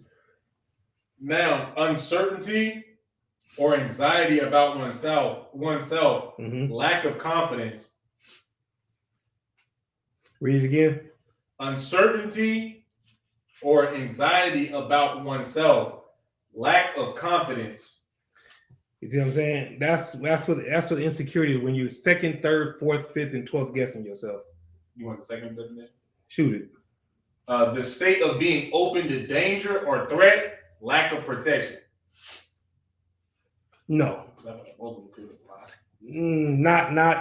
Not with this particular breakdown right here. Okay. So, how do you overcome insecurity or a lack of confidence?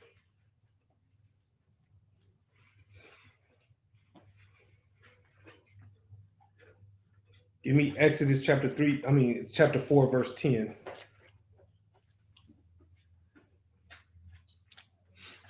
I asked that because we're actually going to answer it with scriptures. So let's get Exodus chapter 4 and then start at verse 10.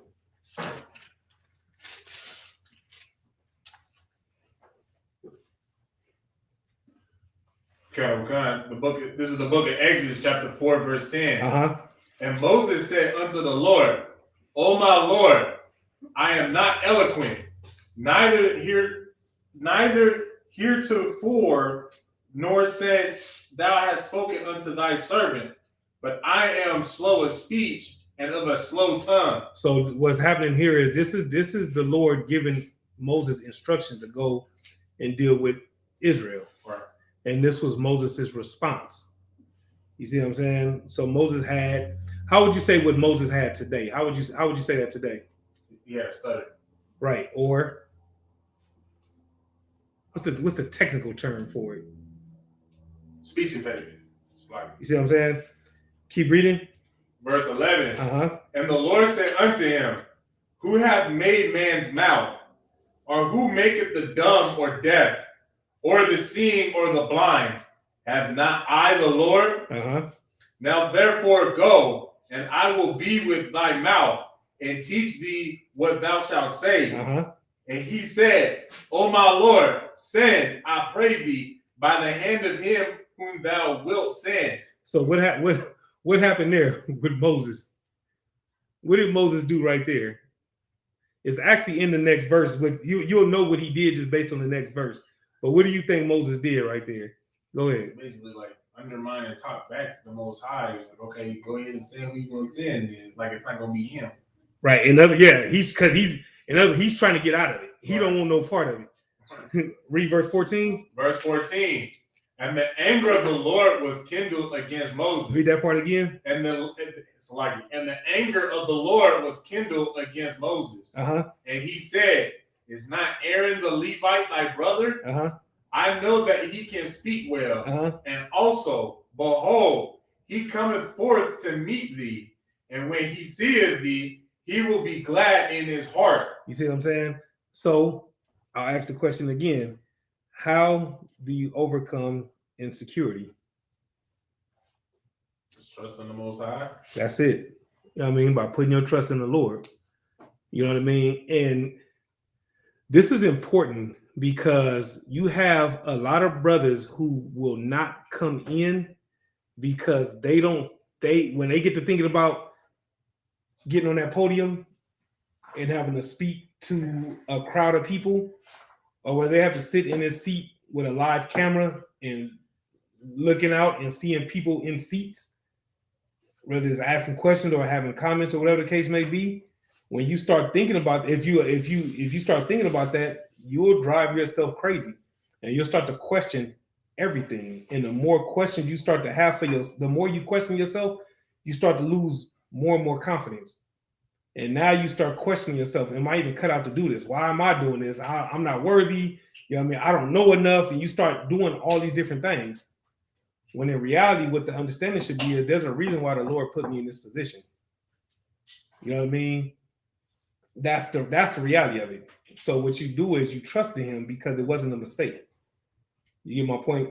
For these sisters that come in and think, oh, well, I've never sewn a garment before, or I've never wrapped my hair before, or I've never made cornbread before. I don't know how to make, salmon croquettes or whatever the case may be. Or they might not like my cooking, and yap.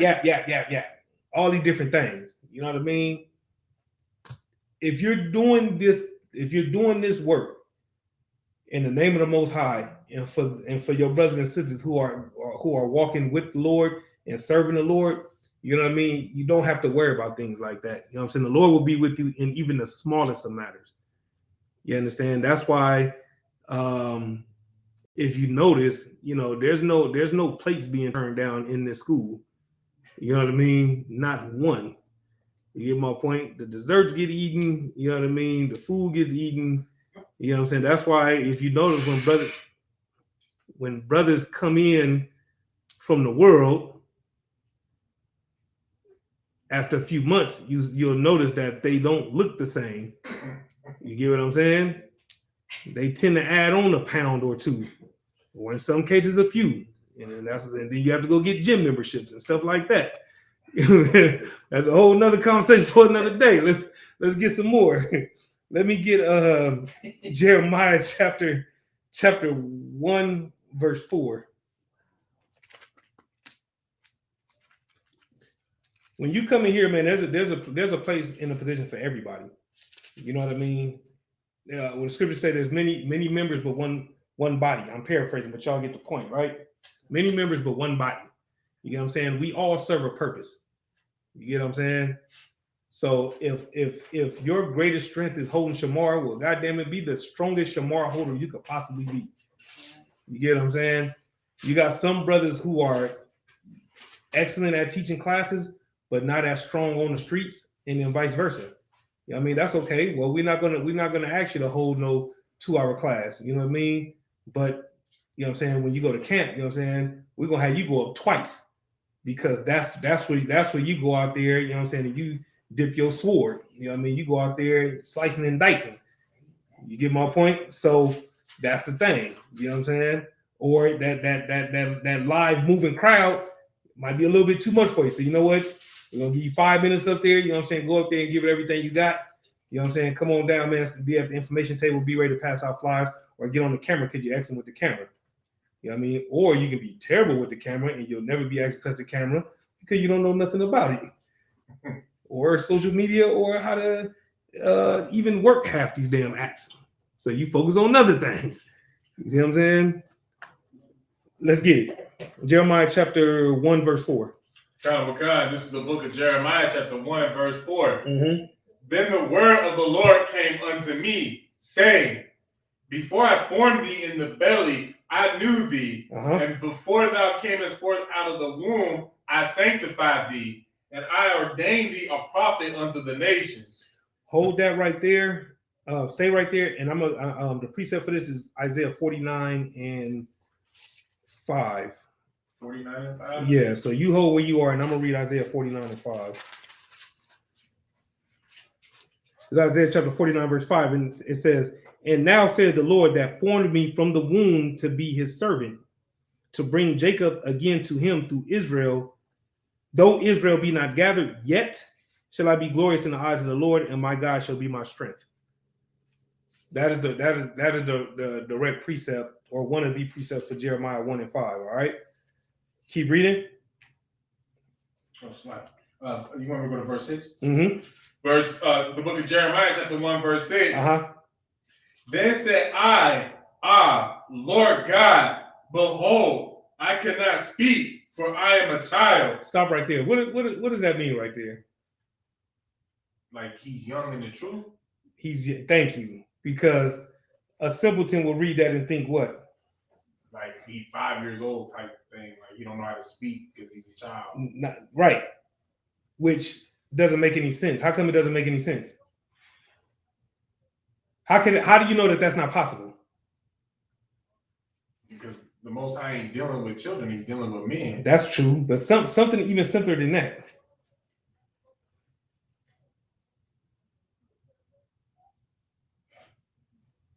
It's right in front of you.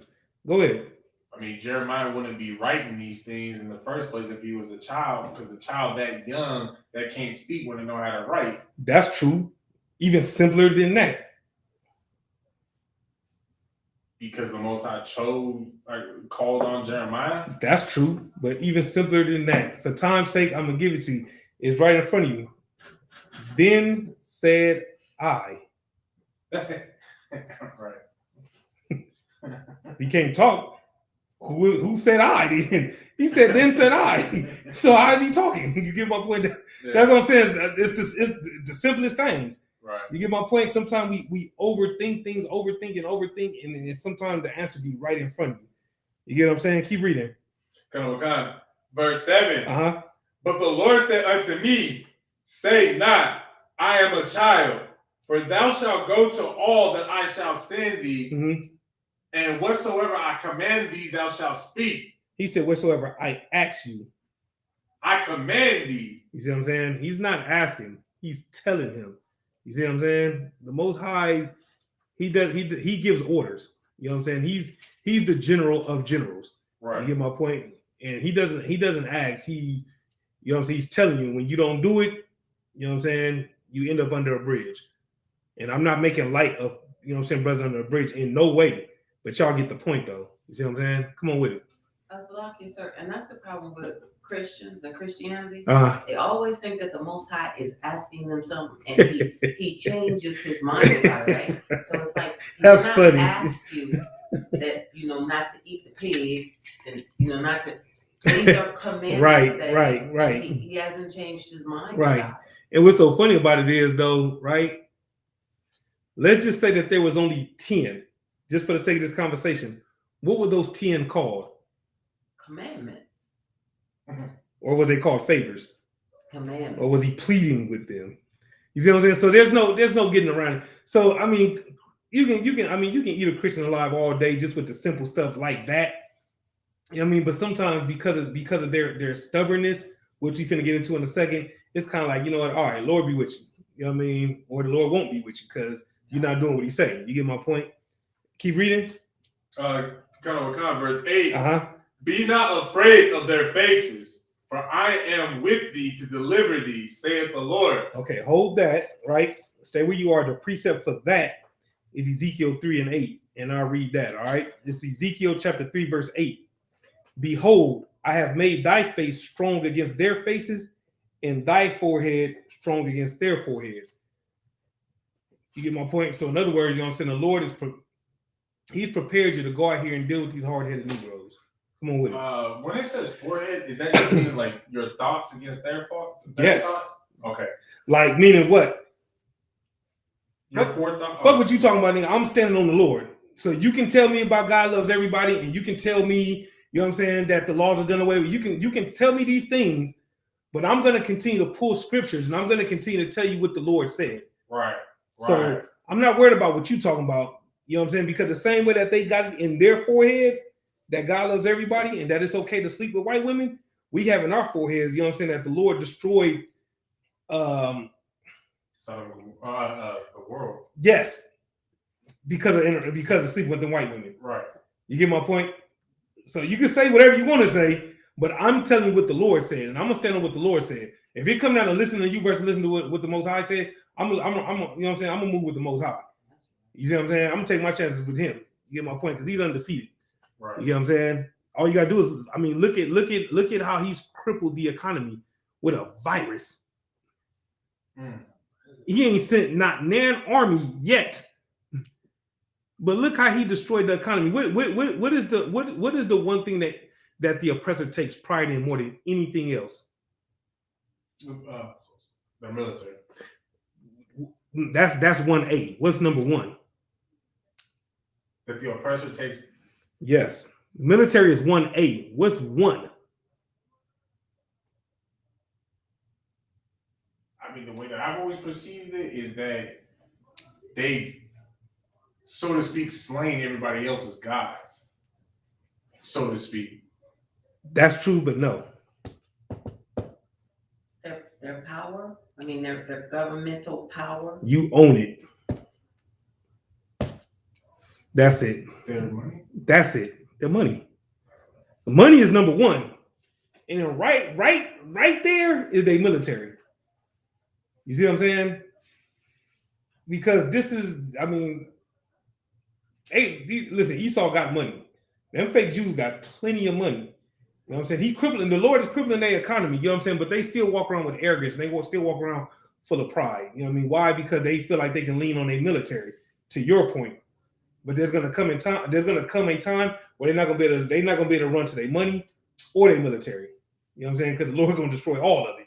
You know what I'm saying? Even them little bunkers that they didn't build, them, what do they call them? Bomb shelters. Oh yeah. That ain't even gonna help you. You see what I'm saying? You had your hand up? Oh yeah, I was just gonna say, they trusted their money in their military, in my opinion, is almost put on the same regard for them. Because if you look at the military spending for America, if you take second, third, fourth, the top 10 other countries, that's their military spending as a country annually, the U.S. military still spends more than the top 10 past themselves. I believe you had mentioned that before, and that's why I said 1A, because they like right there. You know what I'm saying? They love their money, but they love that military too. So they kind of neck and neck. You see what I'm saying? Yeah, exactly. So that's what I'm saying. Like You got 1 and 1A. I wouldn't even say 2, like because it's like right there. You get my point? Read verse 9. Book of Jeremiah, chapter 1, verse 9. Shoot it. And the Lord put forth his hand and touched my mouth. And the Lord said unto me, behold, I have put my words in thy mouth. You see what I'm saying? So what did Jeremiah have? What was Jeremiah dealing with? Same thing Moses was, a speech impediment? No. Oh, well. No. You know that because in verse 6. You get my point? So insecurity? That's what I wanted you to say. Right.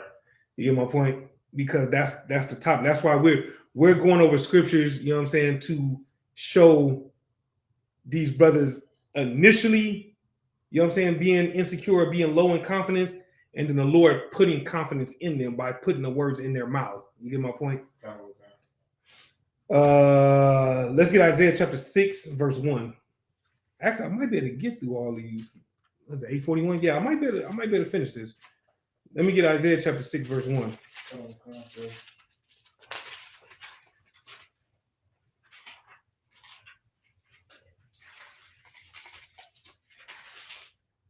The book of Isaiah, chapter 6, verse 1. Shoot it. In the year that King Uzziah died, I saw also the Lord sitting upon a throne, high and lifted up, and his train filled the temple. Above it stood the seraphims. Let's look up that word real quick. Yeah. Because we pretty much know when you keep reading, but let's look it up anyway. Let's get the definition. It might be in the Zondervans. It should be. I'll look in the Zondervans, but we might have to get the actual definition. Let me grab the Zondervans real quick. Shit, Google won't even pull it up. Let's see. Let me see something real quick. Let me check it out. Okay, that's a seraph. Is that how you say it? Yeah, that's how it says on Google's seraph. Read the definition and see what it say. Seraph from Oxford Languages, an angelic being regarded in traditional Christian angelology as belonging to the highest order of the ninefold celestial hierarchy, associated with light, ardor, and purity. Okay, so they actually had a definition for seraphim in the Zondervans as well. I'm sure the what's the name of the big one? The big Zondervans? Pictorial? Yeah, I'm sure it has a more detailed definition, but Zondervans page 537 says celestial beings whom Isaiah saw standing before the enthroned Lord. And then it talks about Isaiah 6 and 2. So these are, what would these be? Are they archangels or just angels? It doesn't say arch. It just says they're angels, celestial beings. You know what I mean? So you notice how when it talks about Michael, it says the archangel. Right. So it doesn't say the archangel seraphims. So I wouldn't teach that. Okay. And having that title arch for an angel, like that's like they're high ranking. Exactly. Okay. Come on with it. Salakia, sir, did your Zondervan also say that it was the burning ones? Let me grab it again. Hold on. Let me see something real quick. Let me check it out. 537. See something real quick.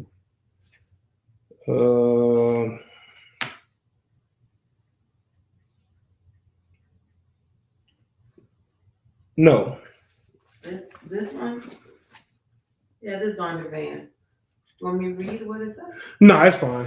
I mean, because the point is like, because like when you read the rest of the verse, it tells you what it is.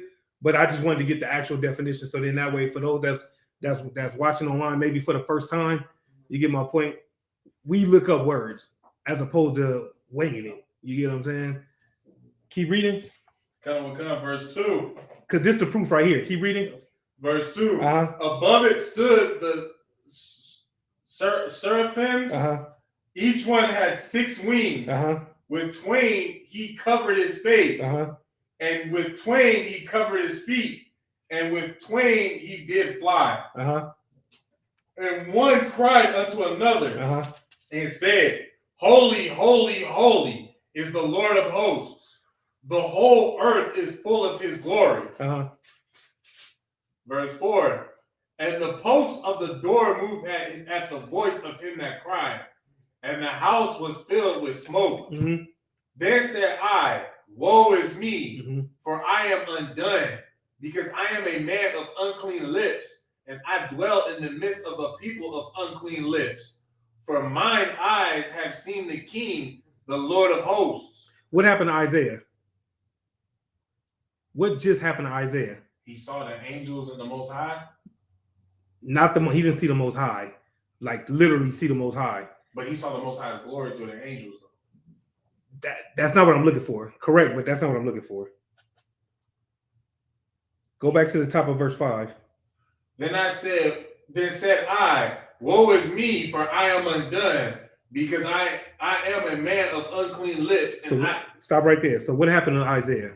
Oh, he got insecure about what he was even witnessing, because it's like he just got insecure. Yeah, not of what he was witnessing, but read the rest of the verse. And I dwell in the midst of a people of unclean lips. That's that right there. So he's saying, I'm unworthy. You get what I'm saying? So right there, as he's seeing what's going on with these angels, confidence gone. You know what I mean? Because he knows that he's not on their level. You get my point? So right there, he's just oozing confidence. He talking about his lips is unclean. He's amongst unclean people. You know what I mean? Which he's talking about. You know what I'm saying? The children of Israel, right? Right. Keep reading. For mine eyes have seen the King, the Lord of hosts. Then flew one of the seraphims unto me, having a live coal in his hand, which he had taken with the tongs from off the altar. And he laid it upon my mouth and said, Lo, this hath touched thy lips, and thine iniquity is taken away, and thy sin purged. Also I heard the voice of the Lord saying, whom shall I send, and who will go for us? Then said I, here am I, send me. So what happened there? The angel gave him that courage by just giving him that coal, and then Isaiah was just like, all right, well then you asking who to send, and you know what? Send me. Right. The angel said, I'm good, I'm purged, like right. Nico did. Right. What did he just give him? He gave him confidence. He gave him his confidence back. You know what I mean? He was no longer insecure. You know what I'm saying? You see the pattern? It's like you see the pattern throughout these first few scriptures that we've gone over. Okay. The insecurity, and then the Lord restoring the security or confidence. You see what I'm saying? There's always one common theme in these verses. You know what I'm saying? The Lord, the Lord, the Lord, the Lord, the Lord. Because at the end of the day, you know what I mean? Through him, you get what I'm saying? We can accomplish great things. That's why in Philippians, you know what I'm saying? I believe it's Philippians 4:13. You know what I'm saying? So I can do all things through Christ who strengthens me. I'm paraphrasing, but you get the point though. You see what I'm saying? So the Lord can take away all your insecurities. You know what I mean? The Lord can take away all your fears. You get my point? That's the whole point. You know what I'm saying? Trusting in the Lord. You know what I mean? Because if you trust in yourself, you're gonna fall apart. You're gonna make yourself a nervous wreck. I cannot do this. I cannot go back amongst my family. They're gonna think I'm crazy. They're gonna think I'm weird. They're gonna think I'm in some code, or they, you know what I'm saying? All these things. You know what I mean? You get to questioning this and this and this and this and this. You get my point? And you're gonna stress yourself out. You see what I'm saying? When through the Spirit of the Lord, you lean on these scriptures, and he'll give you the ammo and the armor that you need to be able to stand amongst anybody. You know what I'm saying? Like we were talking about the other day. How many interviews have we gone on where we say, oh, well, we can't show them that we got hair, or we can't show them that we got a beard? How many times have we ever done that? None. Right? Why? Because we don't fear the oppressor. We fear the Most High. Right. You see what I'm saying? The biggest fear would be with them. What would the Lord do to me if I cut my beard? That's the real fear right there. Right. You get what I'm saying? So I don't go, we don't go to these interviews or in these restaurants or whatever the case may be like, yeah, I wonder if they're gonna give us a seat because you know what I'm saying, our hair is braided, or because we got these boots on, or whatever the case may be. We ain't worried about none of that. You know what I'm saying? And my point is, I'm using that as an example because you can even take the simplest things, and if you allow, even you'll be insecure over the simplest things. You get what I'm saying?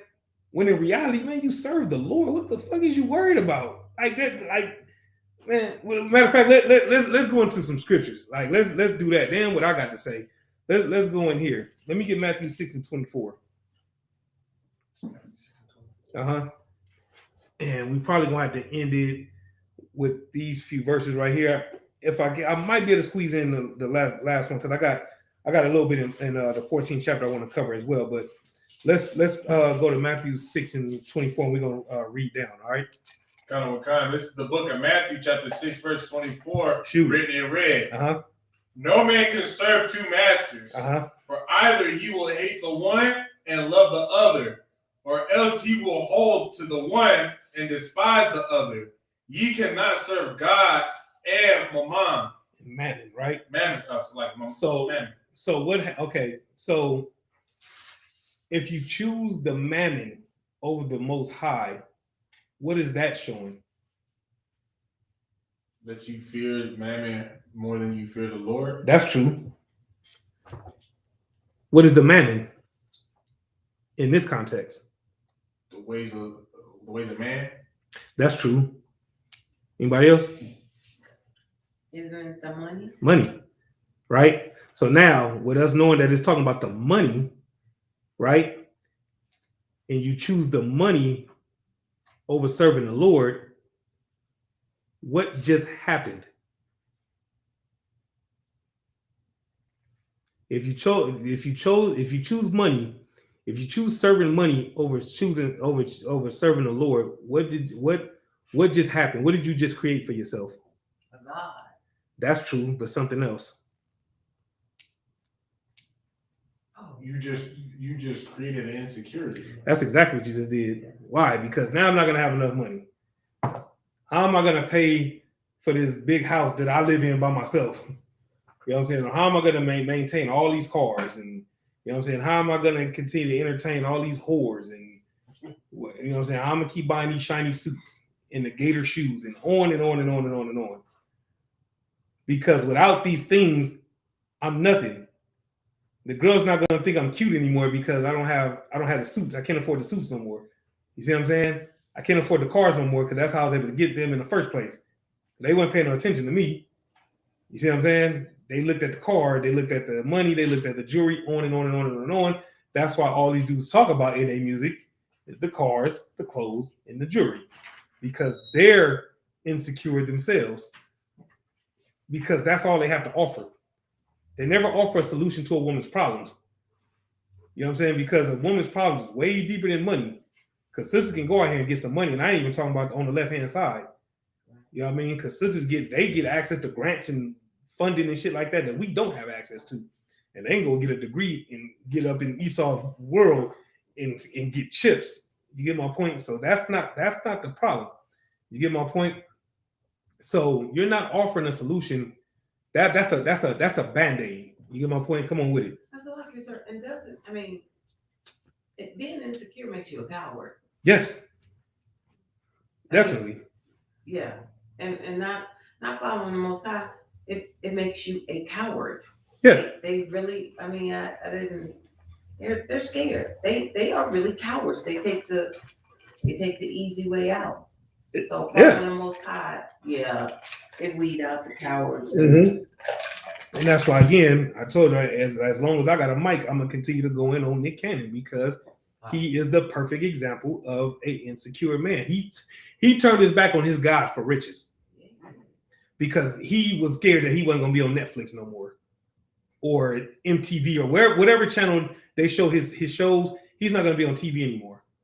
So they're gonna forget about me. I'm not gonna be popular anymore. I'm not gonna be famous anymore. You see what I'm saying? As if it really matters. You get my point? That's how you know that cat was not about his father's business. Come on with it. And you know what? It's so sad. I just thought about this. You know, he was on his deathbed at one point, and the Most High let him live. Really? That Nick Cannon he's got there's a disease, the sickle cell. Nick Cannon got something. Oh, for real? Nick Cannon was really, really sick. Brother was getting ready to check out. The Most High let him come on through. Really? That's the thank you that he gave him. Damn, I never knew that. You read? Nah. Damn. Yeah, Nick Cannon was sick when he was. Matter of fact, he was married to Mariah Carey during the time that he had a sickness, and he either got diabetes real bad. He was sick in the hospital on his deathbed. Damn, I didn't know that. Yeah. But to your point though, that's it. That's how he showed his gratitude. That was his gratitude. You see what I'm saying? Let's get some more. Kind of verse 20, verse 25. Uh-huh. Therefore I say unto you, Uh-huh. take no thought for your life, what ye shall eat, or what ye shall drink, nor yet for your body, what ye shall put on. Is not the life more than meat, and the body than raiment? That's Christ checking those who feel like, you know what I'm saying, loving money and serving the money is more important than serving your God. You know what I mean? The God that gives you life. You see what I'm saying? Keep reading. That's why he got lupus. That's funny. Yeah, no shit. Yeah. Verse 26. Uh-huh. Behold, the fowls of the air, for they sow not, Mm-hmm. neither do they reap, Mm-hmm. nor gather into barns, yet your heavenly Father feedeth them. Are ye not much better than they? You see what I'm saying? This is Christ checking, you know what I'm saying, checking I believe the disciples. I'd have to go back to the beginning of the chapter and see who he was talking to, because I believe he was teaching at this time, if I remember correctly. All right, keep reading. Because what he's saying like the birds don't do nothing. All they do is just fly around. That's all they do. They ain't got no slaveries. You know what I'm saying? But yet they still eat. You know what I'm saying? How you know? Because they still shitting on everybody's windows. You understand? Right. So they eating something. You understand? Yeah, exactly. You understand? Let's get some more, man. Verse 27. Uh-huh. Which of you, which of you by taking thought can add 1 cubit unto his stature? Read that part again. Which of you by taking thought can add 1 cubit unto his stature? Meaning what? Come on with it. You can think about being 6'9", but it ain't gonna happen just because you're thinking about it. That's true, but a little even deeper than that.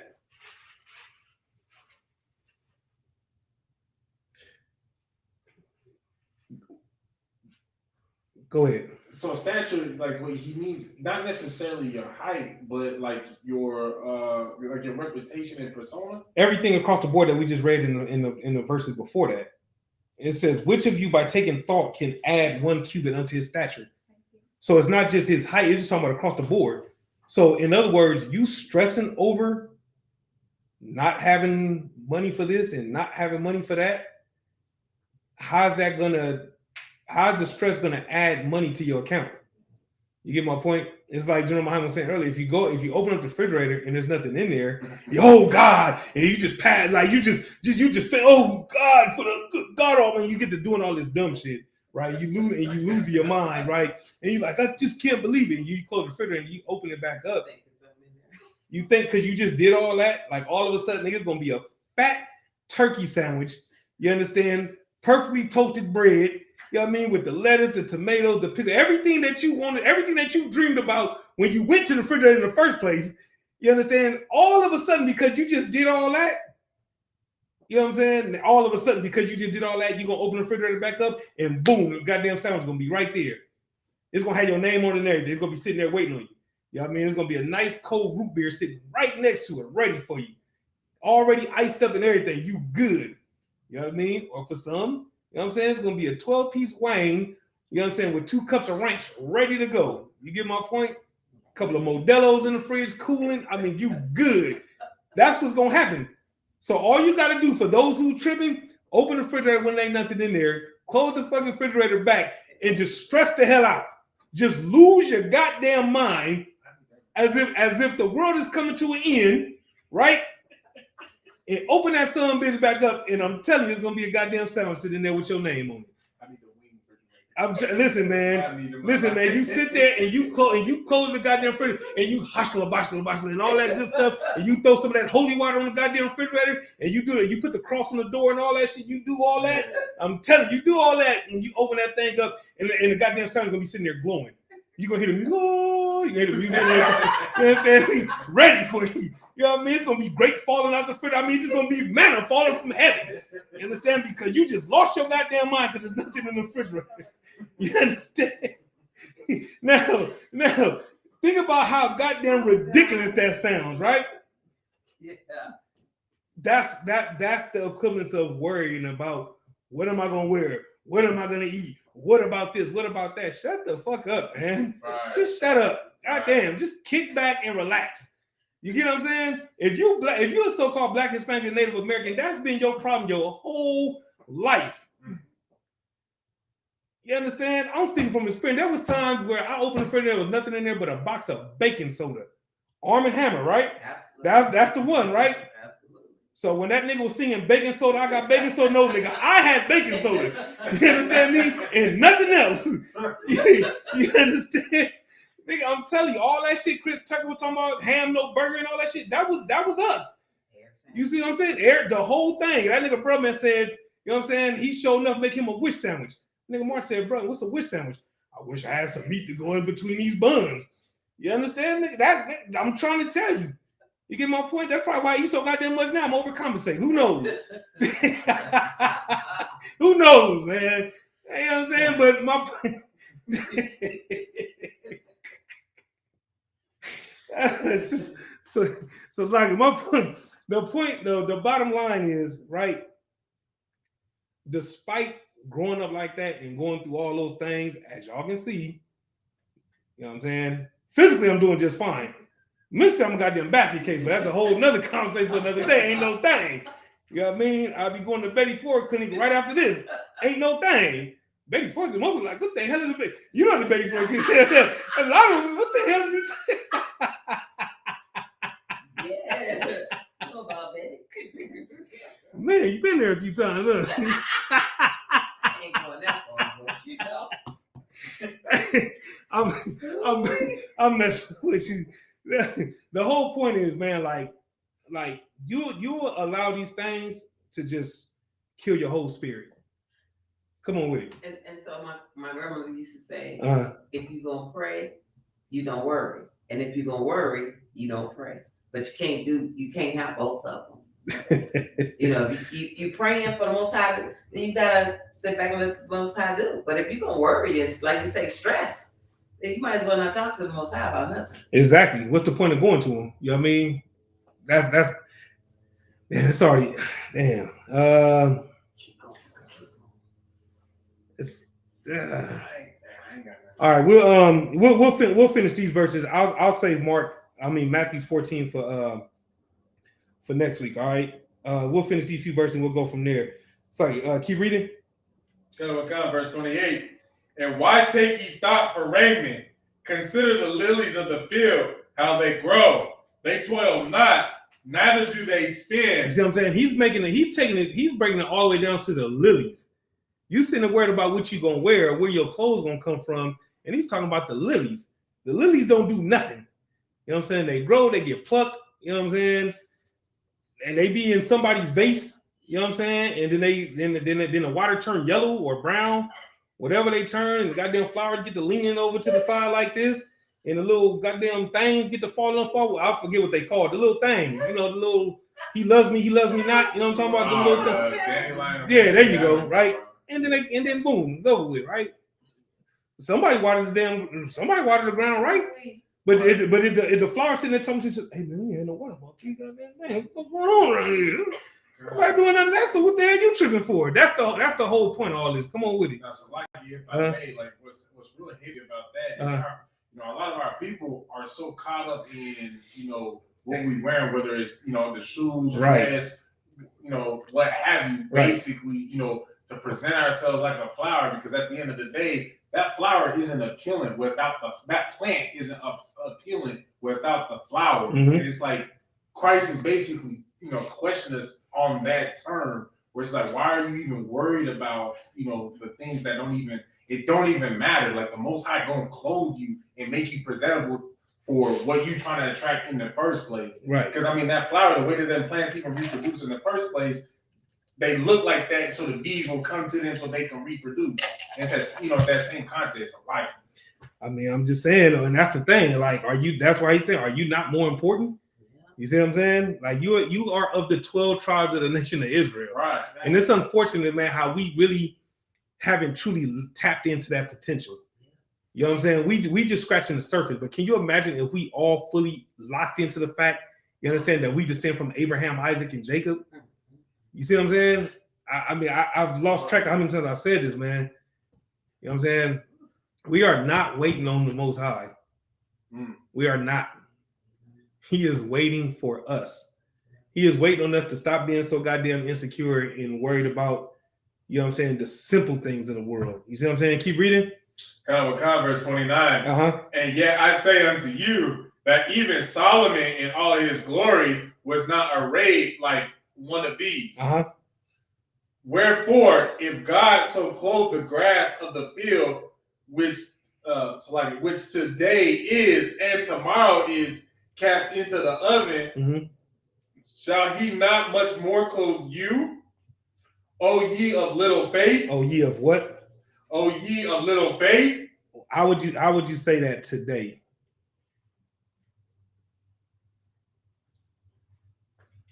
The last part? Yeah. O ye of little faith?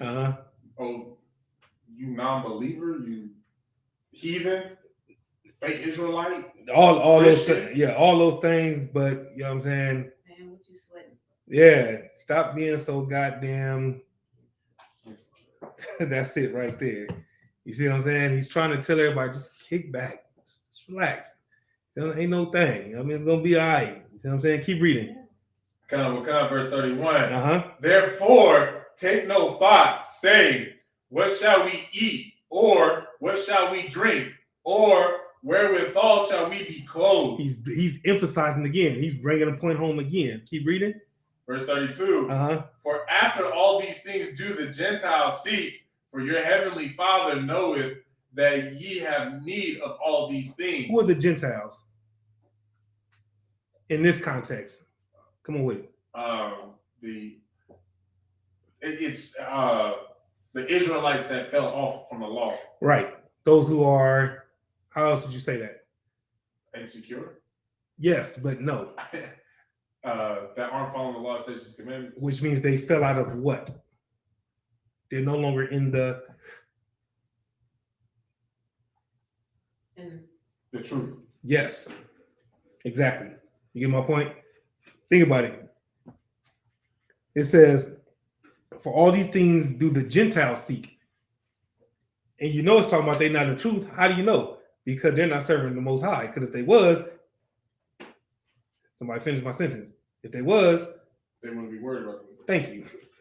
This stuff right here, listen, man, Christ just breaks it down so flat, man, to where, if you don't understand, it's because you don't want to. Either that or you just have the attention span of a goddamn gnat. You know what I mean? Keep reading. Verse 33. But seek ye first the kingdom of God and his righteousness, and all these things that shall be added unto you. People don't understand just how heavy that scripture is. You see what I'm saying? Like, you can't half-ass it. You know what I mean? Like, it says seek ye first. Like, that should be your first thought. How do I serve the Most High? Because he gave me something that I know that I wasn't worthy of because of who I was before I found out the truth according to the Bible. You see what I'm saying? I was worthless. You get my point? I was nothing. You get my point? Now he's giving me another chance. And so now I'm going to make the most of this another chance. You get what I'm saying? And because I have this another chance, my whole focus is going to be about seeking the kingdom. You see what I'm saying? If your whole focus and your thought process is locked in on how do I get a crown so I can get this oppressor's boot off of my neck, you know what I mean? Or unfortunately get his knee off of my neck. You get what I'm saying? How do I keep him from kicking down our doors and shooting kids who had a phone, but according to the police said it was a gun.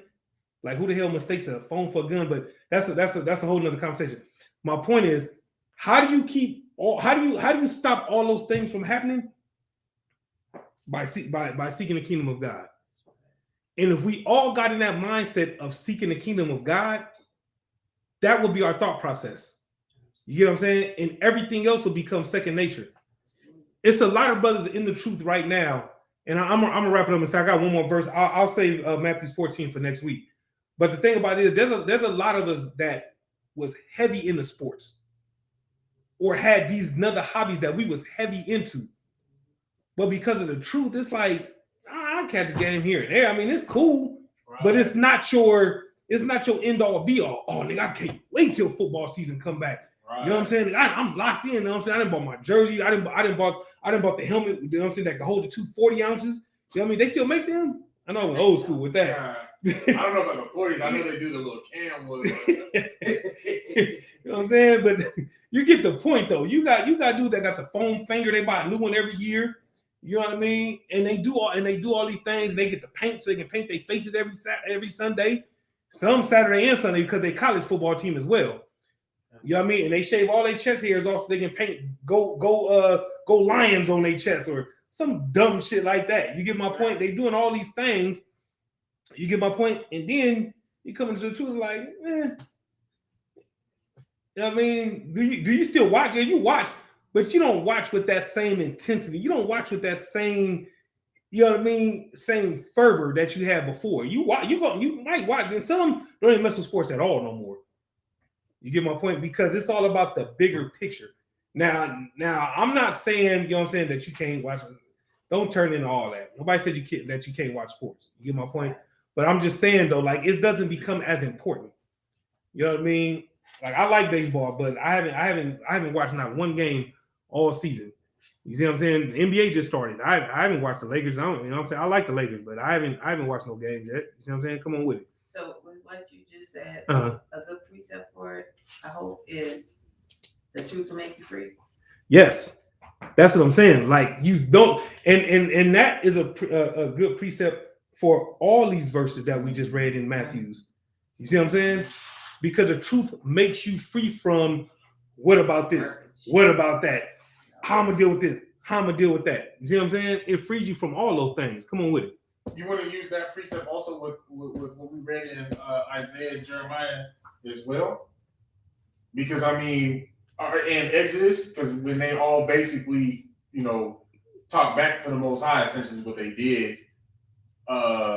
You know, if they would have just stuck to just the truth, the fact that the Most High was going to guide them in the first place, they wouldn't even question it in the first place. Yeah, it would rid you of all those insecurities. You get what I'm saying? Let's read 33 from the top and then read 34. We're going to close out on that, all right? The book of Matthew, chapter 6, verse 33. Shoot it. But seek ye first the kingdom of God and his righteousness, and all these things shall be added unto you. Son. All these things shall be added unto you. How many people then got evicted since they've been in the truth? You know what I'm saying? Like, I mean, in some way, shape, or form, you know what I mean? You end up getting what you need. Now, does being in the truth mean you're going to get everything you want? No, it doesn't mean that, because what's very important for us to understand is there's a huge difference between wants and needs.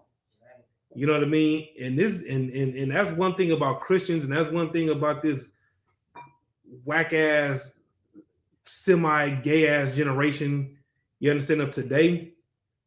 You understand, they're so goddamn entitled. You know what I mean? They expect a handout at every turn and don't want to earn anything. You understand? And they truly believe, because I want it, I'm supposed to have it. It does not matter that you got to pay rent. I said I wanted this. You get what I'm saying? Or I should have this. You know what I'm saying? Or I need this. Do you need it or do you want it? Because the last time I checked, you know what I'm saying, you needed a roof. Or, you know what I'm saying, we can go buy you these things and then you can go sleep behind that trash can. You know what I'm saying? And get molested by them cats that's in the alley. You see what I'm saying? It could be like cats meaning dudes, or it could be alley cats because you in their hood. You know know, some cats don't play, man. What the fuck you doing back here? You get the flexing on you some more shit. You know what I mean? Be a whole litter of them motherfuckers back there. Nigga, what's happening? I'm just saying though. Cats might get the banging on you. You know what I'm saying? You're going to dog pounding. The dog get the. I'm just saying. You know what I'm saying? So you walk around, you got bite marks all in your ass, the back of your pants drip because the dog didn't bit you in the ass. But you got them new shoes though. You still stunting. Shoes got scuff marks on them because you running and shit because the dog didn't chase you out the alley. You understand? You using the same toothbrush that you done had since 2012. You understand? But you got them new kicks though. I mean, how you want it, man? Again, there's a difference between wants and needs. You see what I'm saying? Let's get that last verse. Kind of verse 34. Take therefore no thought for the morrow shall take thought for the things of itself. Sufficient unto the day is the evil thereof. Break that down, man. We're gonna close on that right there because that shit right there is ridiculous heavy, man. Do not sleep on that. That right there is heavy.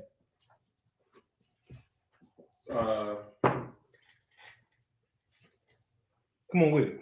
So take therefore no thought for the morrow. So don't even think about tomorrow because for tomorrow will take thought for the things of itself. Like tomorrow's gonna bring its own things. It's gonna bring its own problems, its own issues. Sufficient to the day is the evil thereof. Like I just said, it's the evil in everything that needs to happen that day is gonna happen. Everything that needs to be done to fulfill that day, whether it's good or good or evil, it's gonna happen. It's gonna fulfill that day. That day is gonna be filled. So don't, as far as your life, don't even worry about it. Right. You see what I'm saying? Why are you worried about tomorrow? Well, who to say you're gonna even make it to tomorrow? That's right. You get my point? There's no guarantee. You can lay down tonight and not wake up tomorrow. God forbid. You get my point? But is it not real life? Is it a real life thing that can happen? Yes, it is. You know what I'm saying? And I don't wish that on none of us. You know what I'm saying? Like these heathens, that's a whole nother conversation. You know what I mean? I don't want all of them to drop off. I need somebody to cut my grass. I need somebody to put them new lilies in the dirt. You get my point? I don't want them to make that sandwich appear in the refrigerator because that shit gonna be dry and hard ass bread and all that. You know what I mean? Because they can't cook to save their lives. How do you know? Because when you watch Emerald and all them shows, what's that dude's name? That one dude, Gordon Ramsay. Oh, that shit looks disgusting. Spent all that time and all that money, and he's sitting there yelling at them and all in their face, punking the hell out of them for that little skimpy ass meal that niggas don't even eat. You don't want that. Man, give me a 12-piece wings. You understand? With some fries lightly seasoned. You understand? And a Caesar salad, and get the hell out the way. And the salad might not even get touched, but I mean, that's neither here nor there. The bottom line is, the point is, you're sitting there worried about things that you should not be worried about. You know what I'm saying? You have enough to deal with for today.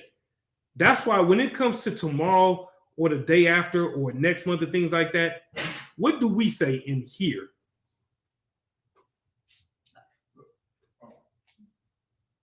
Go ahead.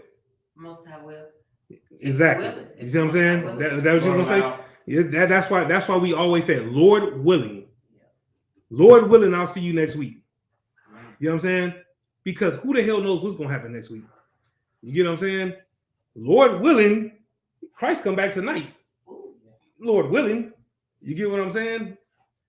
Lord willing, you know what I'm saying? When I go home, it will be some wings in the refrigerator. That would be nice. Go back to that again. I mean, shit, you know what I'm saying? Just saying, a couple Modelo's or something like that. You understand? I mean, man, I'm just saying, like, you know what I mean? Hey, Lord willing, you know what I mean? But who knows? You know what I'm saying? Come on with it. So, like you said, I know you're getting ready to close up and everything. But I tell you, I noticed something today. This coronavirus killed everybody, and what's his name? Colin Powell died from it, right? Mm-hmm. And I get ready to go to the doctor. And this is how crazy the oppressor is. The COVID is killing everybody. They're not satisfied. They sprayed so many chem clouds in the sky this morning. When my sister went out to do her morning walk, her eyes were burning. She was literally, I'm like, they are dying over, and y'all still spray. I watched them put, them X's across the sky this morning. I'm like, are you serious? Wow. We're not dying fast enough for you? They chem clouded this whole sky. It was just, they something, man. And that's the thing, you know what I'm saying? Like I always say, when they doing what they do, that's why I always say, white man doing white man things. We should, and we make the mistake by expecting them to do anything other than be the serpent that they are. You know what I'm saying? You play yourself if you expect them to be anything other than that. You know what I mean? They might come off as, oh yeah, they cool, and you know what I'm saying? Yeah, Black Lives Matter, and yap. Here go a little stimulus money here, little bailout money here and there. You know what I'm saying? But then on the back door, you know what I'm saying? Here come ICE. You know what I mean? On the back door, you know what I'm saying? We're gonna approve abortions. You know what I'm saying? The back door, you know what I'm saying? You're born a child molester. You know what I mean? You can't help yourself. You know what I'm saying? You was born this way, and all these other kind of things. You know what I mean? So that's all. So again, since they don't worry about tomorrow, you can't control it. At the end of the day, that's pretty much how you would sum up 34. You know what I mean? Why? You know what I'm saying? Why worry about things that you have no control over? Again, that's why we always say, Lord willing, because nothing's gonna happen, or nothing goes on. You know what I'm saying? Without the Lord allowing it to happen. You get my point? And for those who, again, we were talking about this before, you know what I'm saying? These things are happening, you know what I'm saying, because of us in our unrighteousness. It's not because the Most High is an unjust power. You know what I'm saying? We're unjust. It ain't him, it's us. You know what I mean? So the day that we stop being unjust, and the day that we stop being insecure and put our trust in the Most High and stop putting our trust in man, the day that we choose God over mammon, you understand, is the day, you understand, that we can take over this place. All right. And with that, Pastor Class, the preaching officer, I'll rock.